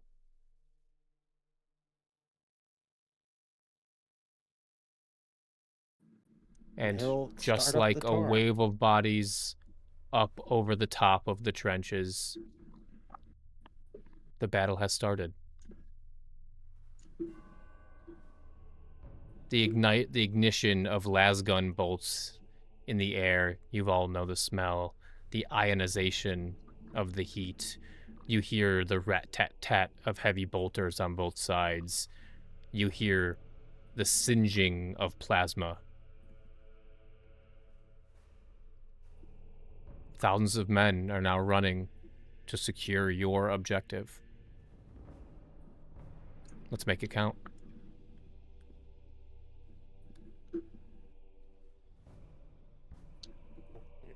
Do we still have that heavy bolter You do. in the back? You do. And we Okay. still got one magma bomb or melta bomb. Okay. Melt a bomb. Melt them. So can we have the back of the Torah open and Marcus or Phineas holding the heavy bolter because I'm gonna be driving. Do you want to draw attention to yourself? We'll leave it as a surprise. Got it. But I will. You have to remember the Torox is right. also armed with twin autocannons. Right. But we wait until they get fully distracted, and then we will start our flank. At least I'll start driving. Okay. You guys mount up. Phineas, Marcus, unnamed 1, unnamed 2, pile in with you. Red shirts. I will give a prayer to our group and to the greater. I will have specific prayers. One for the battalions that are going out. One with the recruits that come in. One for us specifically as we head out into battle. I will request that Balphagus delivers a special blessing for the Taurox before we head out. And yes, we must. Those are also part of our preparations on top of getting, Absolutely. Yeah, you say your prayer for the front line, arms outstretched, you grab your 4 agents, inquisitorial mates, and your 4 guardsmen, and you say a little personal prayer. Balphagus blesses the Taurox with his incense. Oh yeah, this is all war prep that you've done beforehand, absolutely. And just like before with your prayers, you smell this frankincense coming from the censer.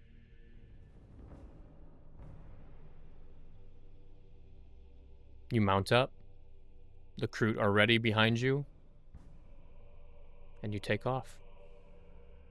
Down the line, you see men just going over the top, shooting las guns. You see some of them falling immediately after peeking their head out. You see corpses starting to fall.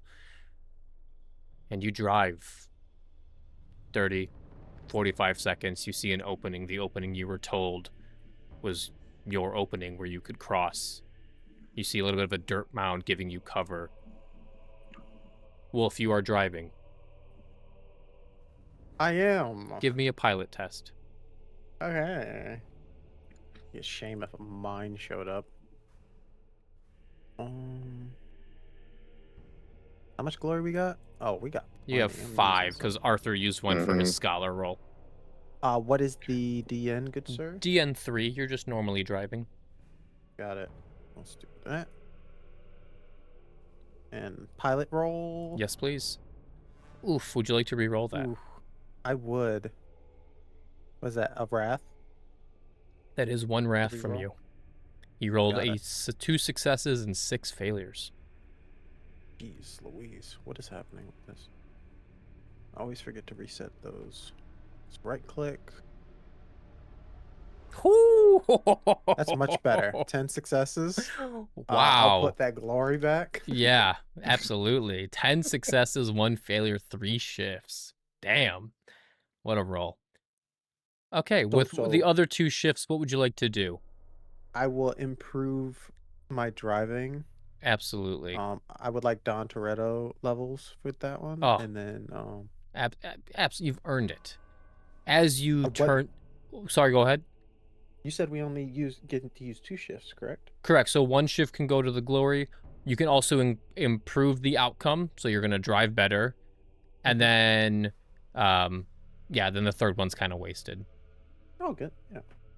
As you turn the corner, you see it with your keen eye. You see it kind of stuck there in the heretical bastion. It looks like a human, but there's no bottom half. You see a human torso on almost like spider-like mechanical legs. And in place of arms is a plasma cannon. One of the machinations that the sergeant told you about. You see the bright blue glow of the plasma cannon charging up. But swift action from you, it misses. A quick swerve, it loses tracking. But you've been seen already. The Kroot, seeing this plasma shot, hanging off the edge, they're like war Mad boys Max. from Mad Max. Yeah, they're looking for a scrap. They start pelting it with their their slug throwers. Very archaic, rudimentary weapons. Similar to today's muskets, kind of. They use chemicals to launch metal slugs out of their Kroot rifles. And you see with all these Kroot aiming and peppering this thing, you see the bullet holes, but you see the life in its eyes still there as it charges another plasma shot. Now, I will give you an extra die because you rolled so well in your previous one.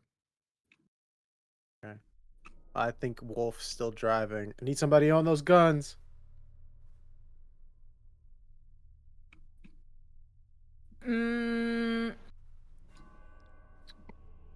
Is this something the recruits or the guardsmen can? I think it's a ballistic skill roll. It is a ballistic Okay, skill. ballistic. Do you want the troopers to shoot? So I've got Arthur has a 5 ballistic skill. The troopers have 4. Get up there. You said you wanted to fight. What is the sister's ballistic skill? So that's like the total, right? The red Correct, one? the red one, yeah. 7. Oh, well, then it should be I the guess sister. I'm manning the weapons on the vehicle. Absolutely. Got the guns. Give me a ballistic skill test, sister. DN3? You're only 2 It'd less be than mine. DN. Give me 1 second. I believe it might even be lower because these guys are very slow. DN2. Nice. You sit in the seat with the autocannons and you hear the racking as you enable them, rounds loaded, and you aim with those autocannons true and go ahead and then give me a it is autocannons. I had them somewhere, but I forgot. But they were already wounded from the crew. Yeah, sister, this vile machination with this plasma cannon arm, you put the autocannon rounds into it and you just split it in half as the rounds explode on impact and it kind of falls over. Belphagus, you see this as you continue driving, the mix of flesh and heretical machine. Just something to note as you continue on. You were told about it. As you're driving, you look out the right side windows and you see the loyalist troops running across no man's land, fighting from trench to trench, going through the holes in the barbed wire. You see deaths on both sides. And you see it. You see a bright blue flash as troops come down from the teleporter. You're going along the sides of the trenches. And you see them there. 2 8-foot-tall machines with gigantic vibrating axes in their hands, guarding the teleporter. Tubes and wires from their shoulders into their brain, their white glossed over eyes. You see Tesla-like coils sticking out of their brain, getting orders from something, zapping communication from somewhere. What abominations are these? As they see your vehicle, you see them get into a kind of a squat position and start sprinting for the Torox. I shoot him down. Go ahead and give me a ballistic skill test. With the speed DN3? These are...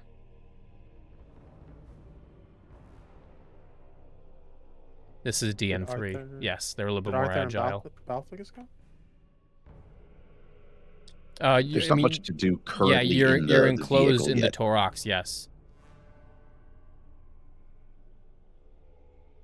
Let's go. 7 successes. 7 successes, absolutely. Slay. Give me 1 second as I look up something. Is this like a minigun? Is that what I'm envisioning in my head? It's an autocannon, so it's like almost like a... I'm trying to think of like the equivalent of today. Like a Bushmaster. Okay. Oh, what? On what's on the Bradley. Okay, you like hit that. one. How much damage did autocannons do? 16 damage minus 1 AP. You hit one square in the chest, but it stumbles, but it keeps on moving towards you. Would anyone else like to do something while Wolf is driving? Are there windows or anything that we can lean out of? There are small ports that you might be able to pop a shot out of.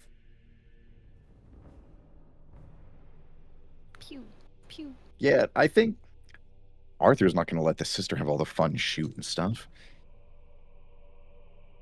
He's getting antsy, cooped up in a vehicle on a road trip. And he's ready for a fight. Hell yeah. So Arthur's going to pull out his bolt pistol and try to pew-pew one of them. Go ahead and give me a ballistic skill test. All right, what's the DM for that one again? 3. 3. And boom. It's 5 successes, 1 shift, wrath critical. Ooh. Ooh. That's Let's nice. use that wrath to shift for a better success. Okay. Go ahead and roll damage on your heavy bolt pistol. Oh, I didn't roll the pistol. I apologize. I read that, or rolled ballistic skill. So I got to roll again, and then I can add the damage, but it's Sure. the same roll. Yeah. And then we roll damage. 12 damage, 12 AP1. damage AP1. The same one that Sister Sarissa hit with the autocannon, you see falls to one knee as black, viscous oil starts leaking out of its chest as it kind of slumps down and shuts down. But one more is still... It's now gone into a kind of methodical walk as the Torox is driving towards you. Balphagus, or anyone in that matter, give me a investigation roll. Go ahead, Buffett. Craig, just go fail this roll for me real quick. Yeah, this is a Balphagus roll. It's a Balphagus roll. Anyone else gonna roll? Not- Just Balphagus. 9 successes. I guess chat. if we I'll could all roll. investigate. Yeah, Might if you- as well. Yeah, might as well. What's the... That's is it just failure. DN3? DN3, yeah. Let's go. All right, so Sure. Balphagus. We all failed, chat. Except Balphagus. Balphagus, as this is your area of expertise, you can only surmise that with this tech heresy, they're able to move at quick paces for only limited amounts of time before their capacitors start to limit their movement. You gain that from watching them move, and now that this solo one has kind of moved into a brisk walk. Their movement is limited. We can use this to our advantage. Copy that, and I'll do a drift so the people shooting can get a better angle. It is still walking towards you, yes. If it was still sprinting, it would have been on you, but it's about 30 feet away.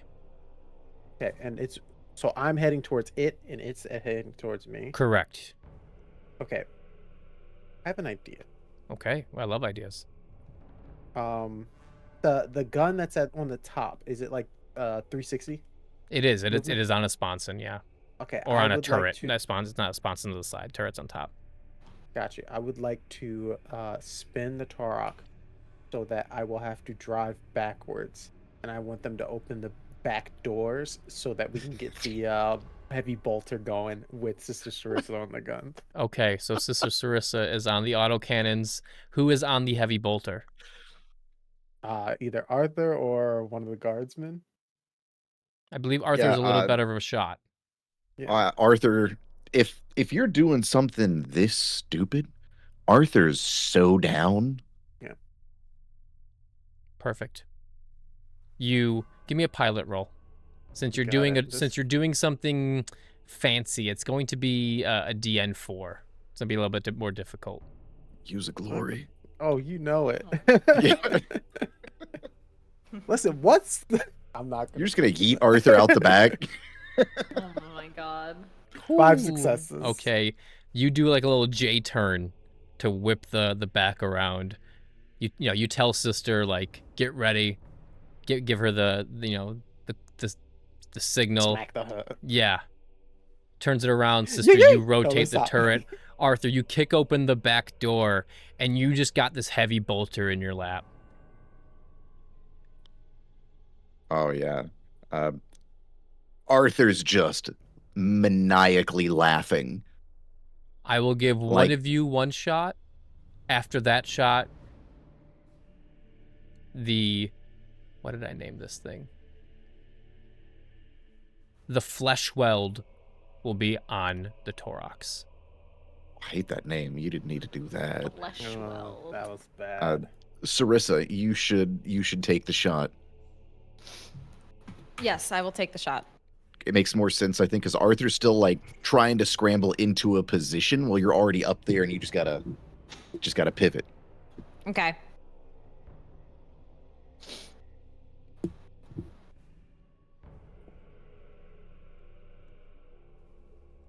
There we go. 6 Phew. successes. Fantastic.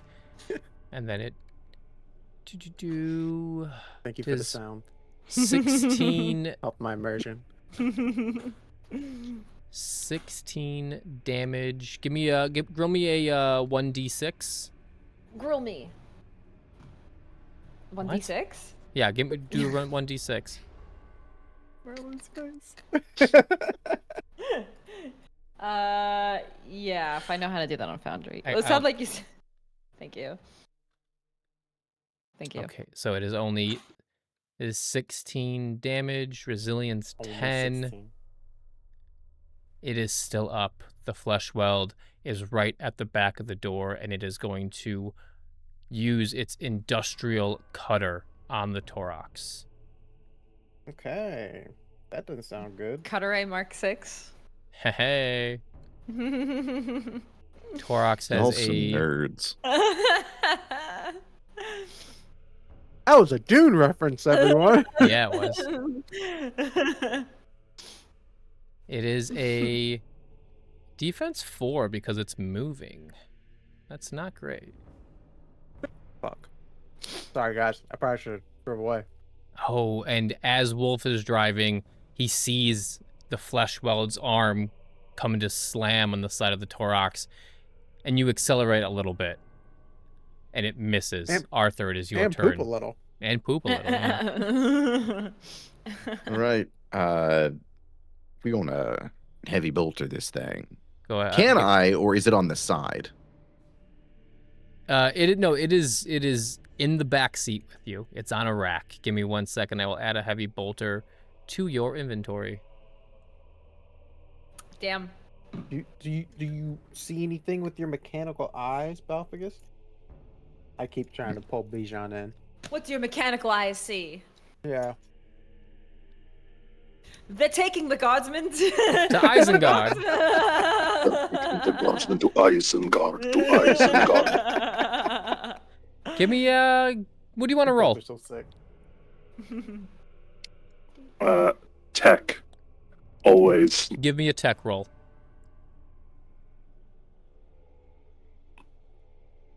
Jesus fuck. Ooh, Rebel complication. Let's go. Give me what's the complication? 10 successes with a complication. Oh, Past no. Problems. Oh, Oh. What past problem? As they are fighting this flesh weld, and the back of the doors of the Torox open up, and you see this teleporter, and you can see. Apologies if you can hear the ice cream man outside my window. We can. And you see the teleporter there. You see various racks of servers. I don't know, whatever. You see consoles surrounding the teleporter, heretical wiring, very, very. Someone who's not good at cable management is running this teleporter. Craig. And you can That is see heresy. you can see the cables are running up the giant chains holding the Vox Arc to the surface. This teleporter is not an original design. Mm-hmm. The heat sink's all wrong. It's cause corrosion. It would remind him of his training. Very grueling training from when he was young, setting up his own systems, learning to create, repair these machines, and being judged by the Archmagos, who he is under, who cared for him.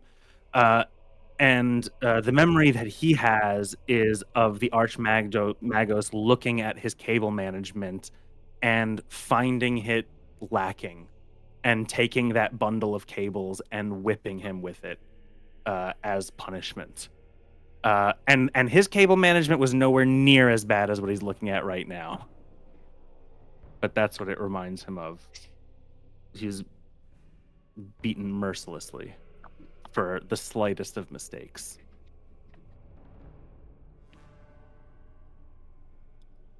Okay. As you look at this heretical teleportation device and all of its unglory, the flesh weld is going to swing again at the Torox.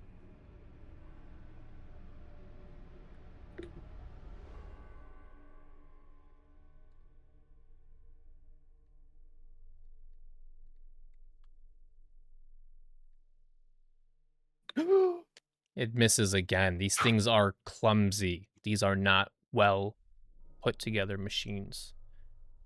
Arthur, I believe you're ready with the heavy bolter. I am. I'm going to use a glory. Please do. Oh yeah. Oh yeah, Oh, roll that yeah. damage.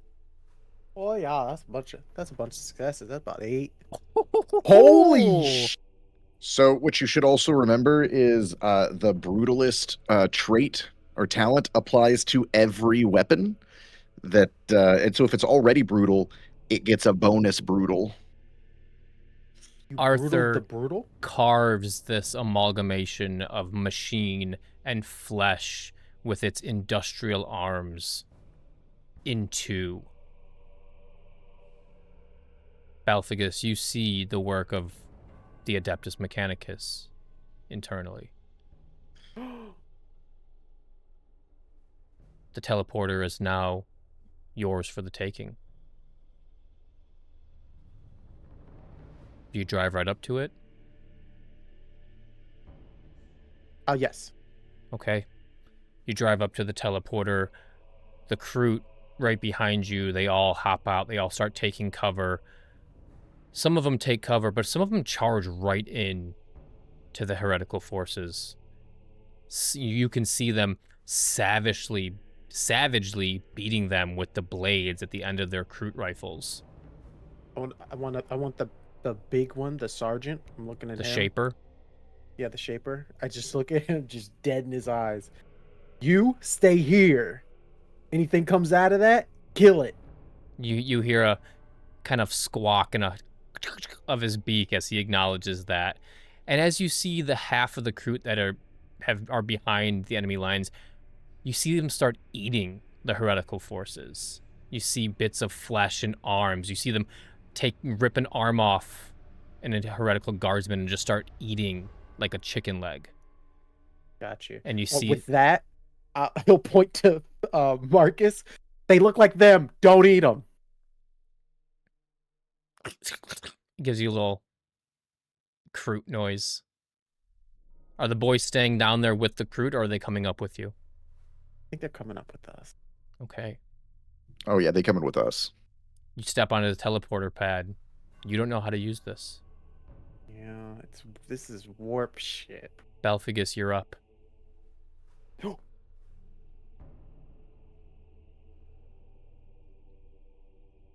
You're muted. muted.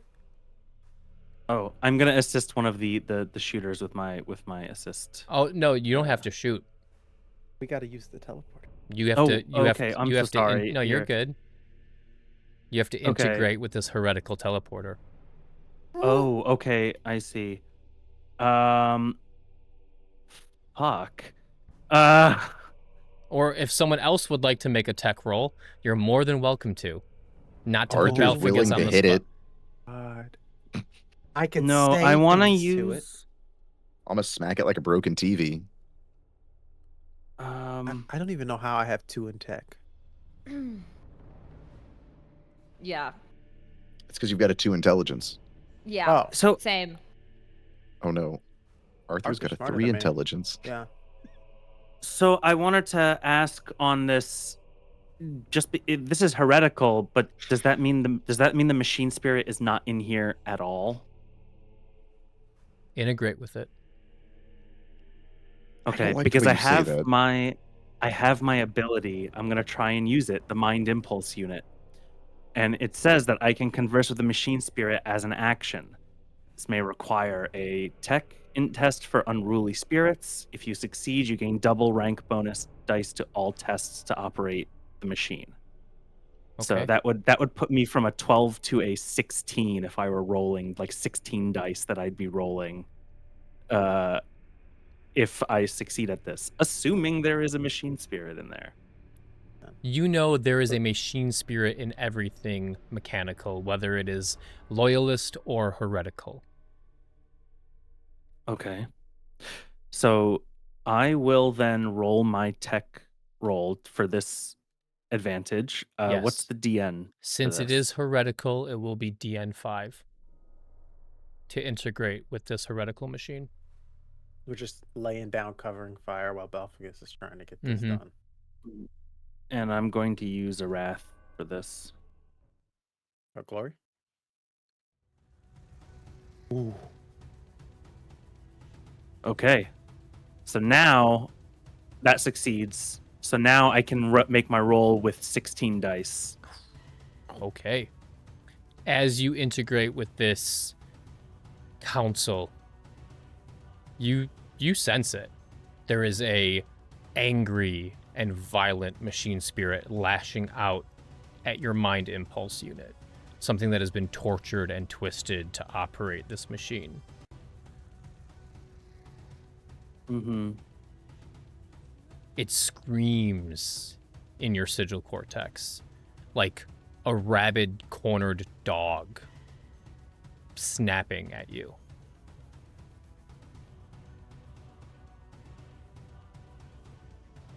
Okay. What's the DN for this roll? This will be a DN5 again. What, are you trying to teleport you and your troops straight up?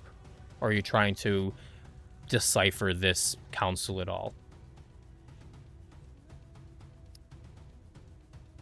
Well, what is our like? What would the group want for this? We don't know what's happening, but the objective is to get to the box. Yeah, I Mhm. mean, I'm gonna go straight for the objective. Yeah. Okay, you're gonna that'll teleport be- straight in. Yeah, and I'm gonna go ahead and use a glory too, if anyone doesn't mind. Let's for it. just go all out. This will be the 17 dice for this roll. Yeah. Why not use a glory? Absolutely. You know, super 17 dice? critically fail us is into the Warhammer. warp, and we have a great season 2 start. Jeez. Holy What? shit! The 19 hell? What in the successes. fucketh, gang? We are I'm gonna have- teleport to heaven. We are- You We're about to go to the you Golden teleport Throne. straight to Terra. straight to Yeah. Terra. Yeah. Throne. Bro just Past the teleported the Emperor custodies. to us. Custodies Yeah. are pissed right now. Yeah. 19 successes. With As 4 you shifts possible. Insane. Yeah, make that better, please. Sure. You're on the pad and you see Balfagis pull a cable out. He plugs it in the council. Fire, gunfire, las gunfire all around you. You see the Kroot attacking. You see them shooting from cover. You see Sister Sarissa gets out of the Torox. The autocannons finally calm down. All 4 of you are on the pad. The troopers are on the pad. You see Balfagis plug in. And for Balfagis, in his mind, it was a couple of seconds getting through the machine spirit, getting through the firewalls that have been implemented on this machine. But as soon as Balfagis plugs in, you see a flash. and you're in a cold, dank, dark room.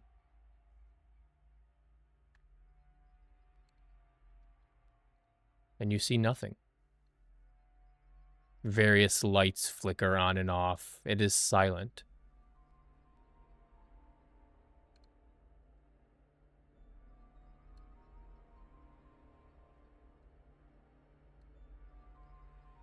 Where was the box located? Wasn't it in the sky?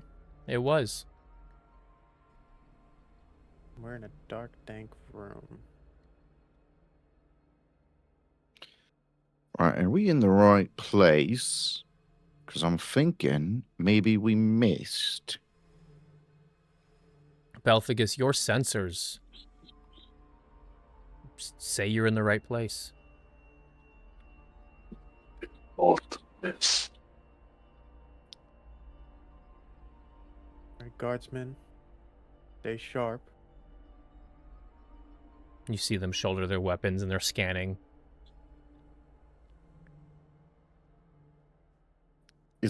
Are there any doors out of this room, or is it just Oh, absolutely. You're just Okay. you're in a dark, dank room.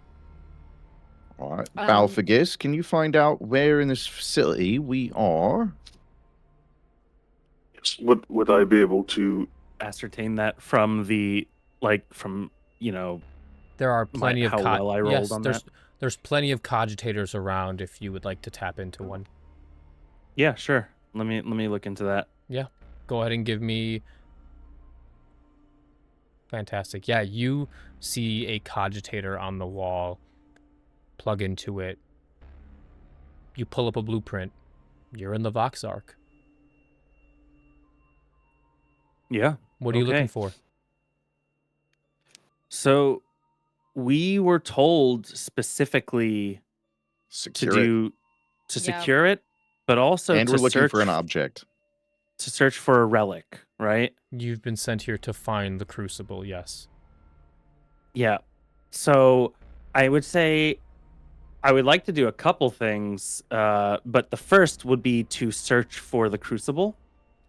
And then if you want me to make another roll, that's fine. But I would like to ascertain if there are any security measures, anything, cameras that are watching us, if there's anybody else in the system that that might be a problem for us down the Okay. line. So you're looking to do a couple different things. The first with Yeah. the 7, which is the first answer you're looking for. The first one I would be looking for, I guess the first thing I would be looking for is to make sure we're safe. So with the 7, I'm looking to check the second request that I made there, all the Sure. other stuff. You tap into a cogitator and you pull up kind of a blueprint, a map of the Vox Arc, and what you see is strange to you. Communications arrays are big, but this building is so much more than a communications array. The top half is the communications array. The bottom half seems to be redacted.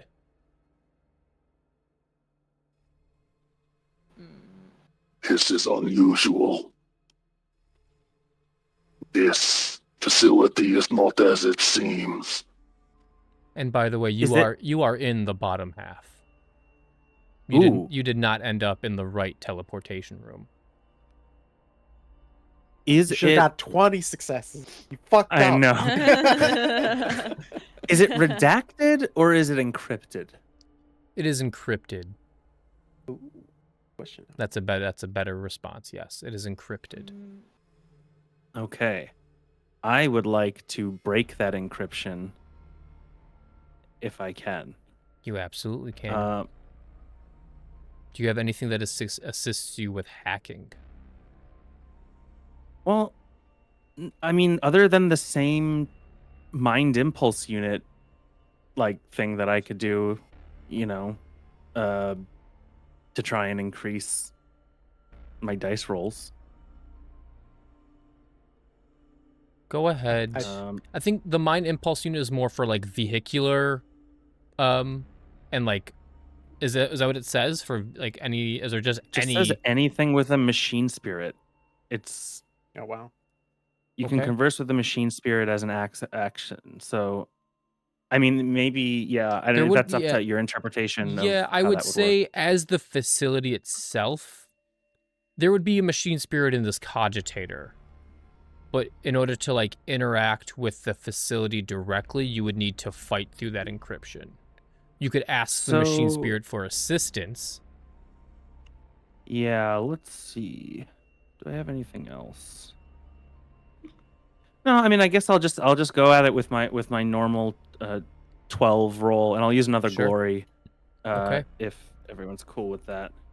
Also, if you guys please remind me if you want to put shifts of into glory. Gotcha. Okay. Mhm. I will say, while Balfagus is doing his thing, Wolf is just ordering the guardsmen to just secure this, at least this room, or like if we're near a hallway, just make sure we've got eyes everywhere. Fantastic. I'll put one shift into glory, one into outcome. Fantastic. That's 9 successes. You tap into this cogitator and you're looking to decrypt this bottom half of the Vox Arc. And you're going through and it's taking you some time to break through, these firewalls and getting through the encryption. And this is very well done. But this is also your specialty. This is why the Inquisitor has you on her ship. And all of a sudden, you break through. And the bottom half of the Vox Arc on the blueprint kind of lights up in highlights a couple different rooms. You're in a lab. And with this information, you come across one name, Magos Valcora. And there's a file that she has embedded in the system.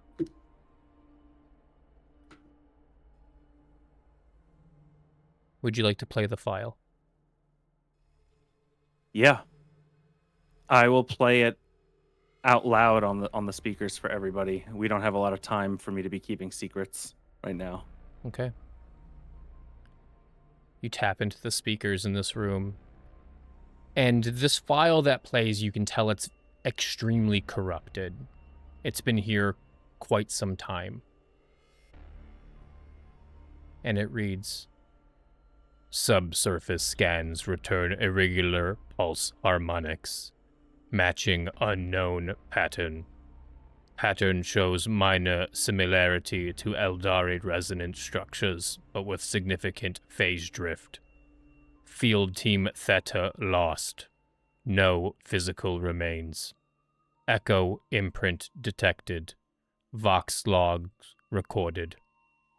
14 minutes post-mortem. No breathing. Magos Destral's final entry truncated mid-phrase. Last phrased word. Contain. And I'll put that in the Discord for you. Yeah, because what the fuck? Contain. Eldar. Looks like What like have you're they not the- found? you're not the most interesting person on the planet, then, huh, Arthur? What? Quite interesting, though. Yeah, but the Inquisitor already has one of you. What do you mean? Is there Eldar below us? I don't Seems know like what it. this means. What's a pulse harmonic? I don't know what any of this means. Right, so I hate to say this out of my better nature, but can we smash it? That would be unwise. Of course, that's It what you seems they have discovered some source of technology. This could be our relic. Sarissa, did you say something about, of course No, what? Yeah? we're not going to just smash things, Arthur. We need to make sure we fully case Arthur this place. pulls out the book that you gave him. Right, it says here you smash and burn Heretic and Xenos. Right? Like, Yes. is that not... Are you telling me not to do this? Of course, you're. Never mind. This is too much for your mind to understand. Sorry, that was. I thought I was muted.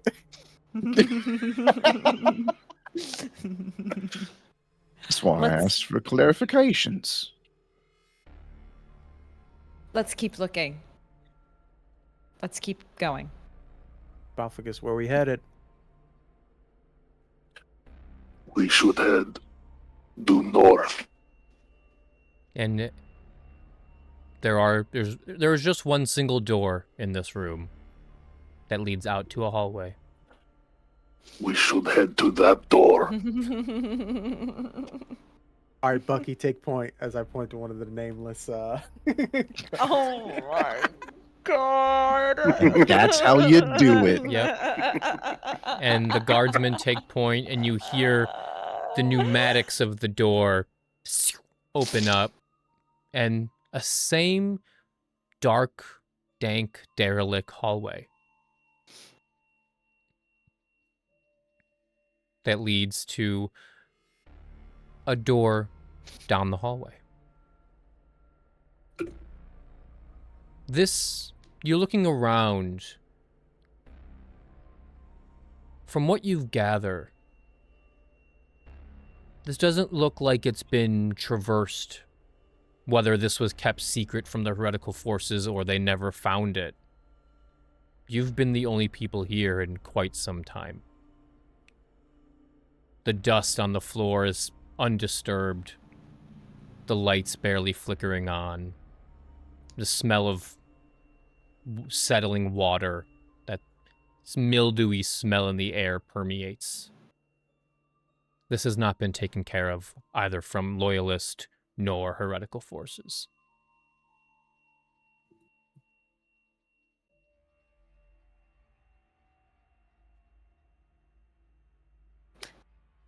And Okay. the troopers lead the way. Proceed. Slow steps, angled to the side. They know they're training, aiming at that door. They reach to the door. They look back at you, Wolf. Back up a bit. How am I gonna name this last? Phineas, Marcus, Bucky, and John Bean. Sean Big door. Bean. All right. Phineas, Marcus, Bucky, and Sean Bean. Sean Bean. I Oh think we know what's gonna happen to him. Do you tell them to open the door? I see. Yes, I tell Sean Bean to open. Sean Bean He's- hits the button on the door, and slowly but surely, as the rust on the pneumatics starts coming off as the door opens up to a very large lab. And in the center of the lab is someone that looks familiar. No, that's not Belfagus. That is another tech priest in red robes Oh. Voice tech pre- on the ground. Uh-oh.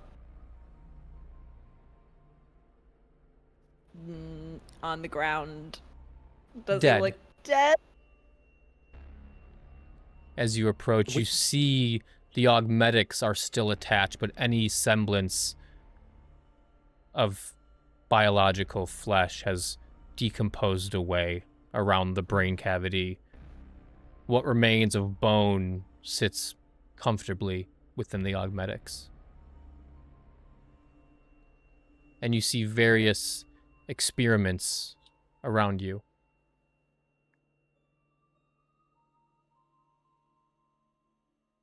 What kind of experiments? Have the guardsmen secure the room as we snoop around. They spread out. You see a ledger on a table. You see various writings. Something detailing pulse harmonics. You see in two small little grav holders which keep things afloat. You see crystals. White and black crystals in various forms of hovering. How long has this facility been abandoned? These machines are still operational. Is this normal things that should be found within a Vox arc like this? Balphagus would reach down as he picks up he rips the augmetic out of the trooper, out of the mechanicus, and he puts it in his pouch. This is not normal. Didn't think so. Question: those crystals. Yeah. So, has Wolf ever seen anything like this? And I think we talked about this. Mm-hmm. And you should know this too. Mm-hmm. Wolf was was there when Cadia was hit and exploded. Does any of those crystals look similar to what's on these, or what he saw that day? Give me a history test. Oh boy. Man. Yeah, I don't know about crystals. I don't trust crystals. Nah, man, I played enough Space Marine 2. Not fuck with crystals. History. What would you like to roll to remember No, I mean, this? it makes sense. It just sucks. Wait, Or do we have a scholar. history? I was about to say, Oh, where's history? No, you're right. Scholar. And I got I you. will give you a die because you're from Cadia. Yay! I will also take. Can I Cadia put a stands. glory on this too? That's up to you guys. Yeah. Go for it. All right. I need a DN3, sir. To remember this from your homeworld, yes.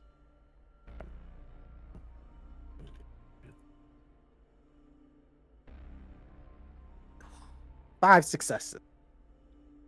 It's like you're back on Cadia. Woof. The black, iridescent pylons that littered the surface of your planet. The pylons that the Mechanicus would kill you for approaching. There's a shard of this floating right in front of you.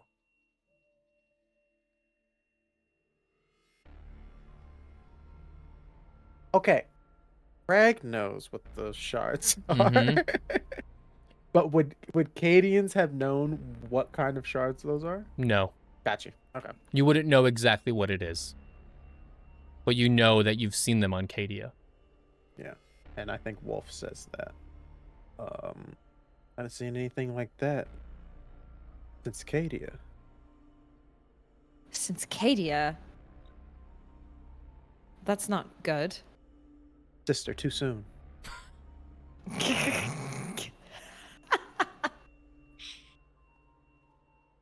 But there's also a white crystal floating next to it.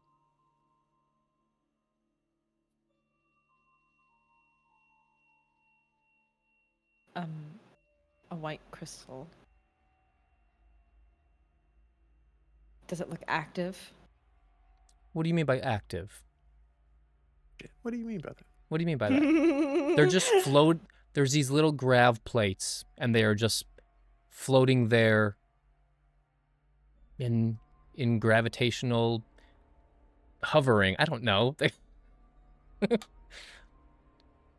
But there's a few of them around. Different experiments. You see Tesla coils pointing at some of them. You see cables attached to some.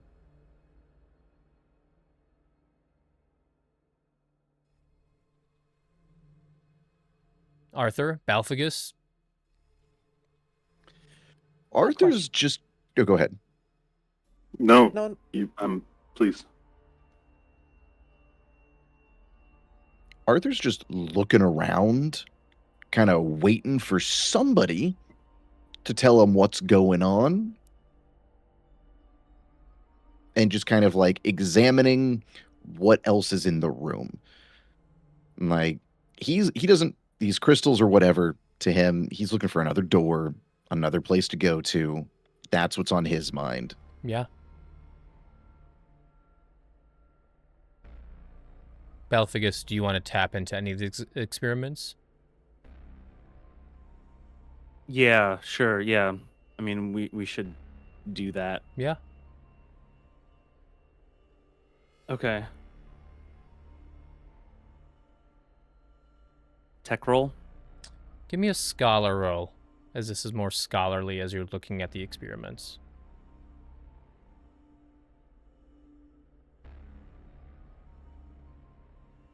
You're Jesus. scholarly as fuck, bro.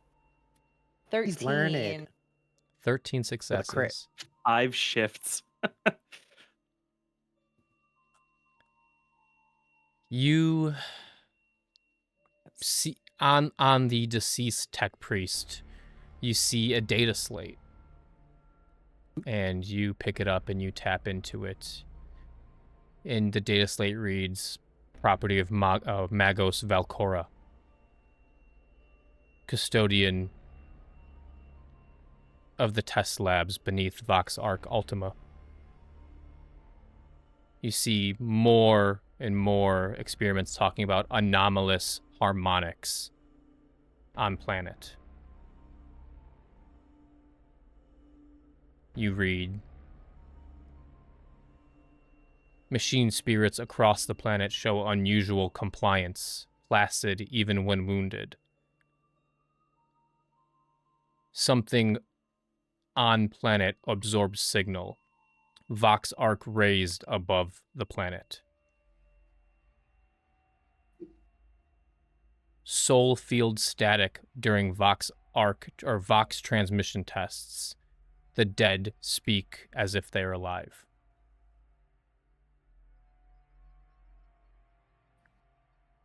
Anomalous white crystal with Eldari markings. Black crystal similar to the ones found on Cadia.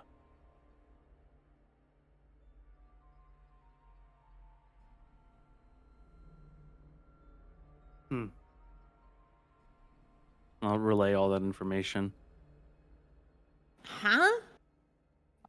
We would use those to defend against the chaos.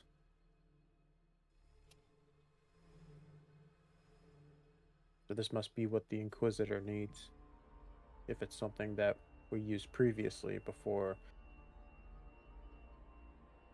13th Crusade to defend against whatever came through the eye. As Wolf says this, you've all heard stories of Cadia and how by some miracle these natural phenomenon on planet seemed to keep it defended from the warp being literally right outside the Eye of Terror. But that all that was lost during the 13th Black Crusade by Abaddon. Fuck that guy. The Sister Sarissa say that? After I give you a little history lesson. Yeah, I think Wolf is just kind of cycling back to being carted out of Cadia or shipped out of Cadia as probably his mother and father were still fighting, and then watching as it exploded in front of him as the ship got off. And you see various other soil samples. You see blood samples from the local populace. You see various organs in jars. Balphagus, you'd be familiar with this work. This is the work of the Adeptus Biologus. Or not Adeptus Biologus, but the Mechanicus Biologus, who study biology. Right. Okay. but this lab has been derelict for quite some time.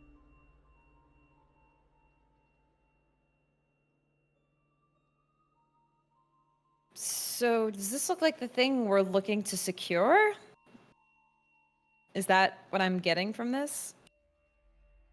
Are you asking me, or are you asking your friends? I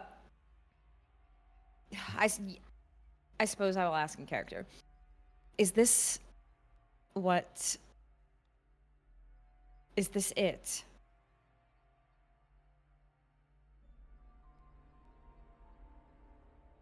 Everything's a resource, sister. Muted, Arthur. Right? Is this the Voxark or like the item thing we were sent for? Is that the question? Yes. Is this what we were sent to acquire? No, we were sent to secure the Vox. I'm assuming the Inquisitor will have to look over whatever's here, but Aren't we supposed to also grab the thing? Was I mistaken? No, we're also here to grab something. Oh. Well, The yeah, whatchamacallit? Crucible. The Is crucible. that what it was?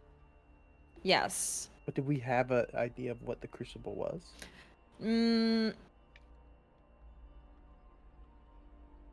No. Balfagin?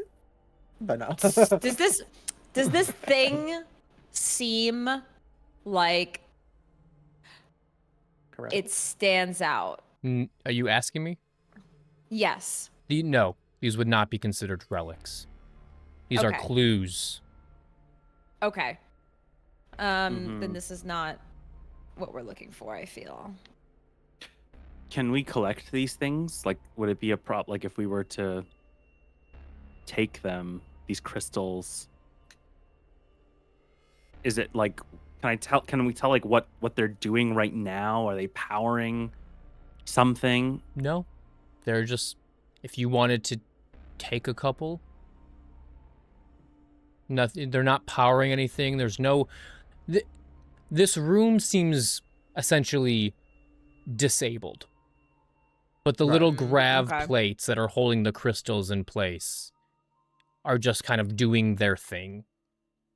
I think Wolf would look to Balfagus if he sees the piece that reminds him of the ones on Cadia.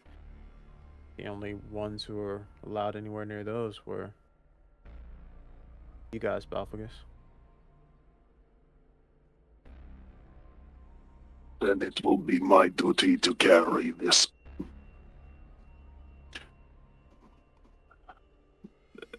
And He sort of trails off as he's a bit overwhelmed, and he's gonna start collecting these crystals as much as he can fit in his pouch. Are you taking both the black and white crystals? Yeah, but I'm going to keep them separate. I have a feeling they should not touch. So gonna keep, left pouch, white crystal, right pouch, black crystals. Balfagus, I need you down. to make me. Uh-oh. I need you to make A me heresy check. I need you to make me a psychic mastery test. Oh no. Oh boy. DN He's about to- 3. Yes. He's about I to got 4 shit dice out in a that. Chaos Gate. Now where do we do that? It's on your character sheet. Yep, it's one of the skills. Skills. It's Oh, willpower based. that's not great. DN 3. What's the? Okay, can I use Oh. a glory? Yeah. Absolutely. We don't want fucking a Chaos Gate. No, yeah, do that shit. That's 5. Balfagus, as you grab the black crystals, you can feel them hum in your hand. Like as if the resonance is traveling down your augmetics and vibrating the metal in your core. But that's not what causes your test. When you grab the white crystals and you have them in your hand, you realize that it's not crystal at all, but it's porous. It's almost like it's bone. And as you you put it in your hand, one jagged edge cuts your fleshy finger. And it's as if the loudest screams you've ever heard resonate through your sigil cortex. And you fall to your knees in anguish. And that's where we'll end today's session. Balficus is malfunctioning, everybody. I Well- almost pulled. Time to get a new toaster. I almost pulled an Astartes and just started blasting on Balficus. Oh Damn. dear. Oh man. Oh boy. Oh yeah, Oh boy. we have not some rough. clues. We have some clues. But that will end today's session. So good. We're getting closer to the end. We will be off next week for 4th of July, but we will return for our final episode. What would that be? The 11th. Or sorry, episode 9. But yes, it's Episode the 9 11th. on July 11th. We'll have to see. Balficus did succeed on his psychic mastery, so he won't be damaged at all. We'll have to see what comes of this and if they can secure the Vox Arc without any more repercussions. But until then, hope you guys enjoyed this episode. Thank you so much for watching, as always. We'll catch you in the next episode. Next week, Ignite Recall, Tuesday. Wednesday, Beyond Terra. New kind of little thing we're doing here on Magic RPG. Friday, we're off. Then we'll be back the following week. Regular scheduled programming. Good night, everyone. Thanks for watching. See ya.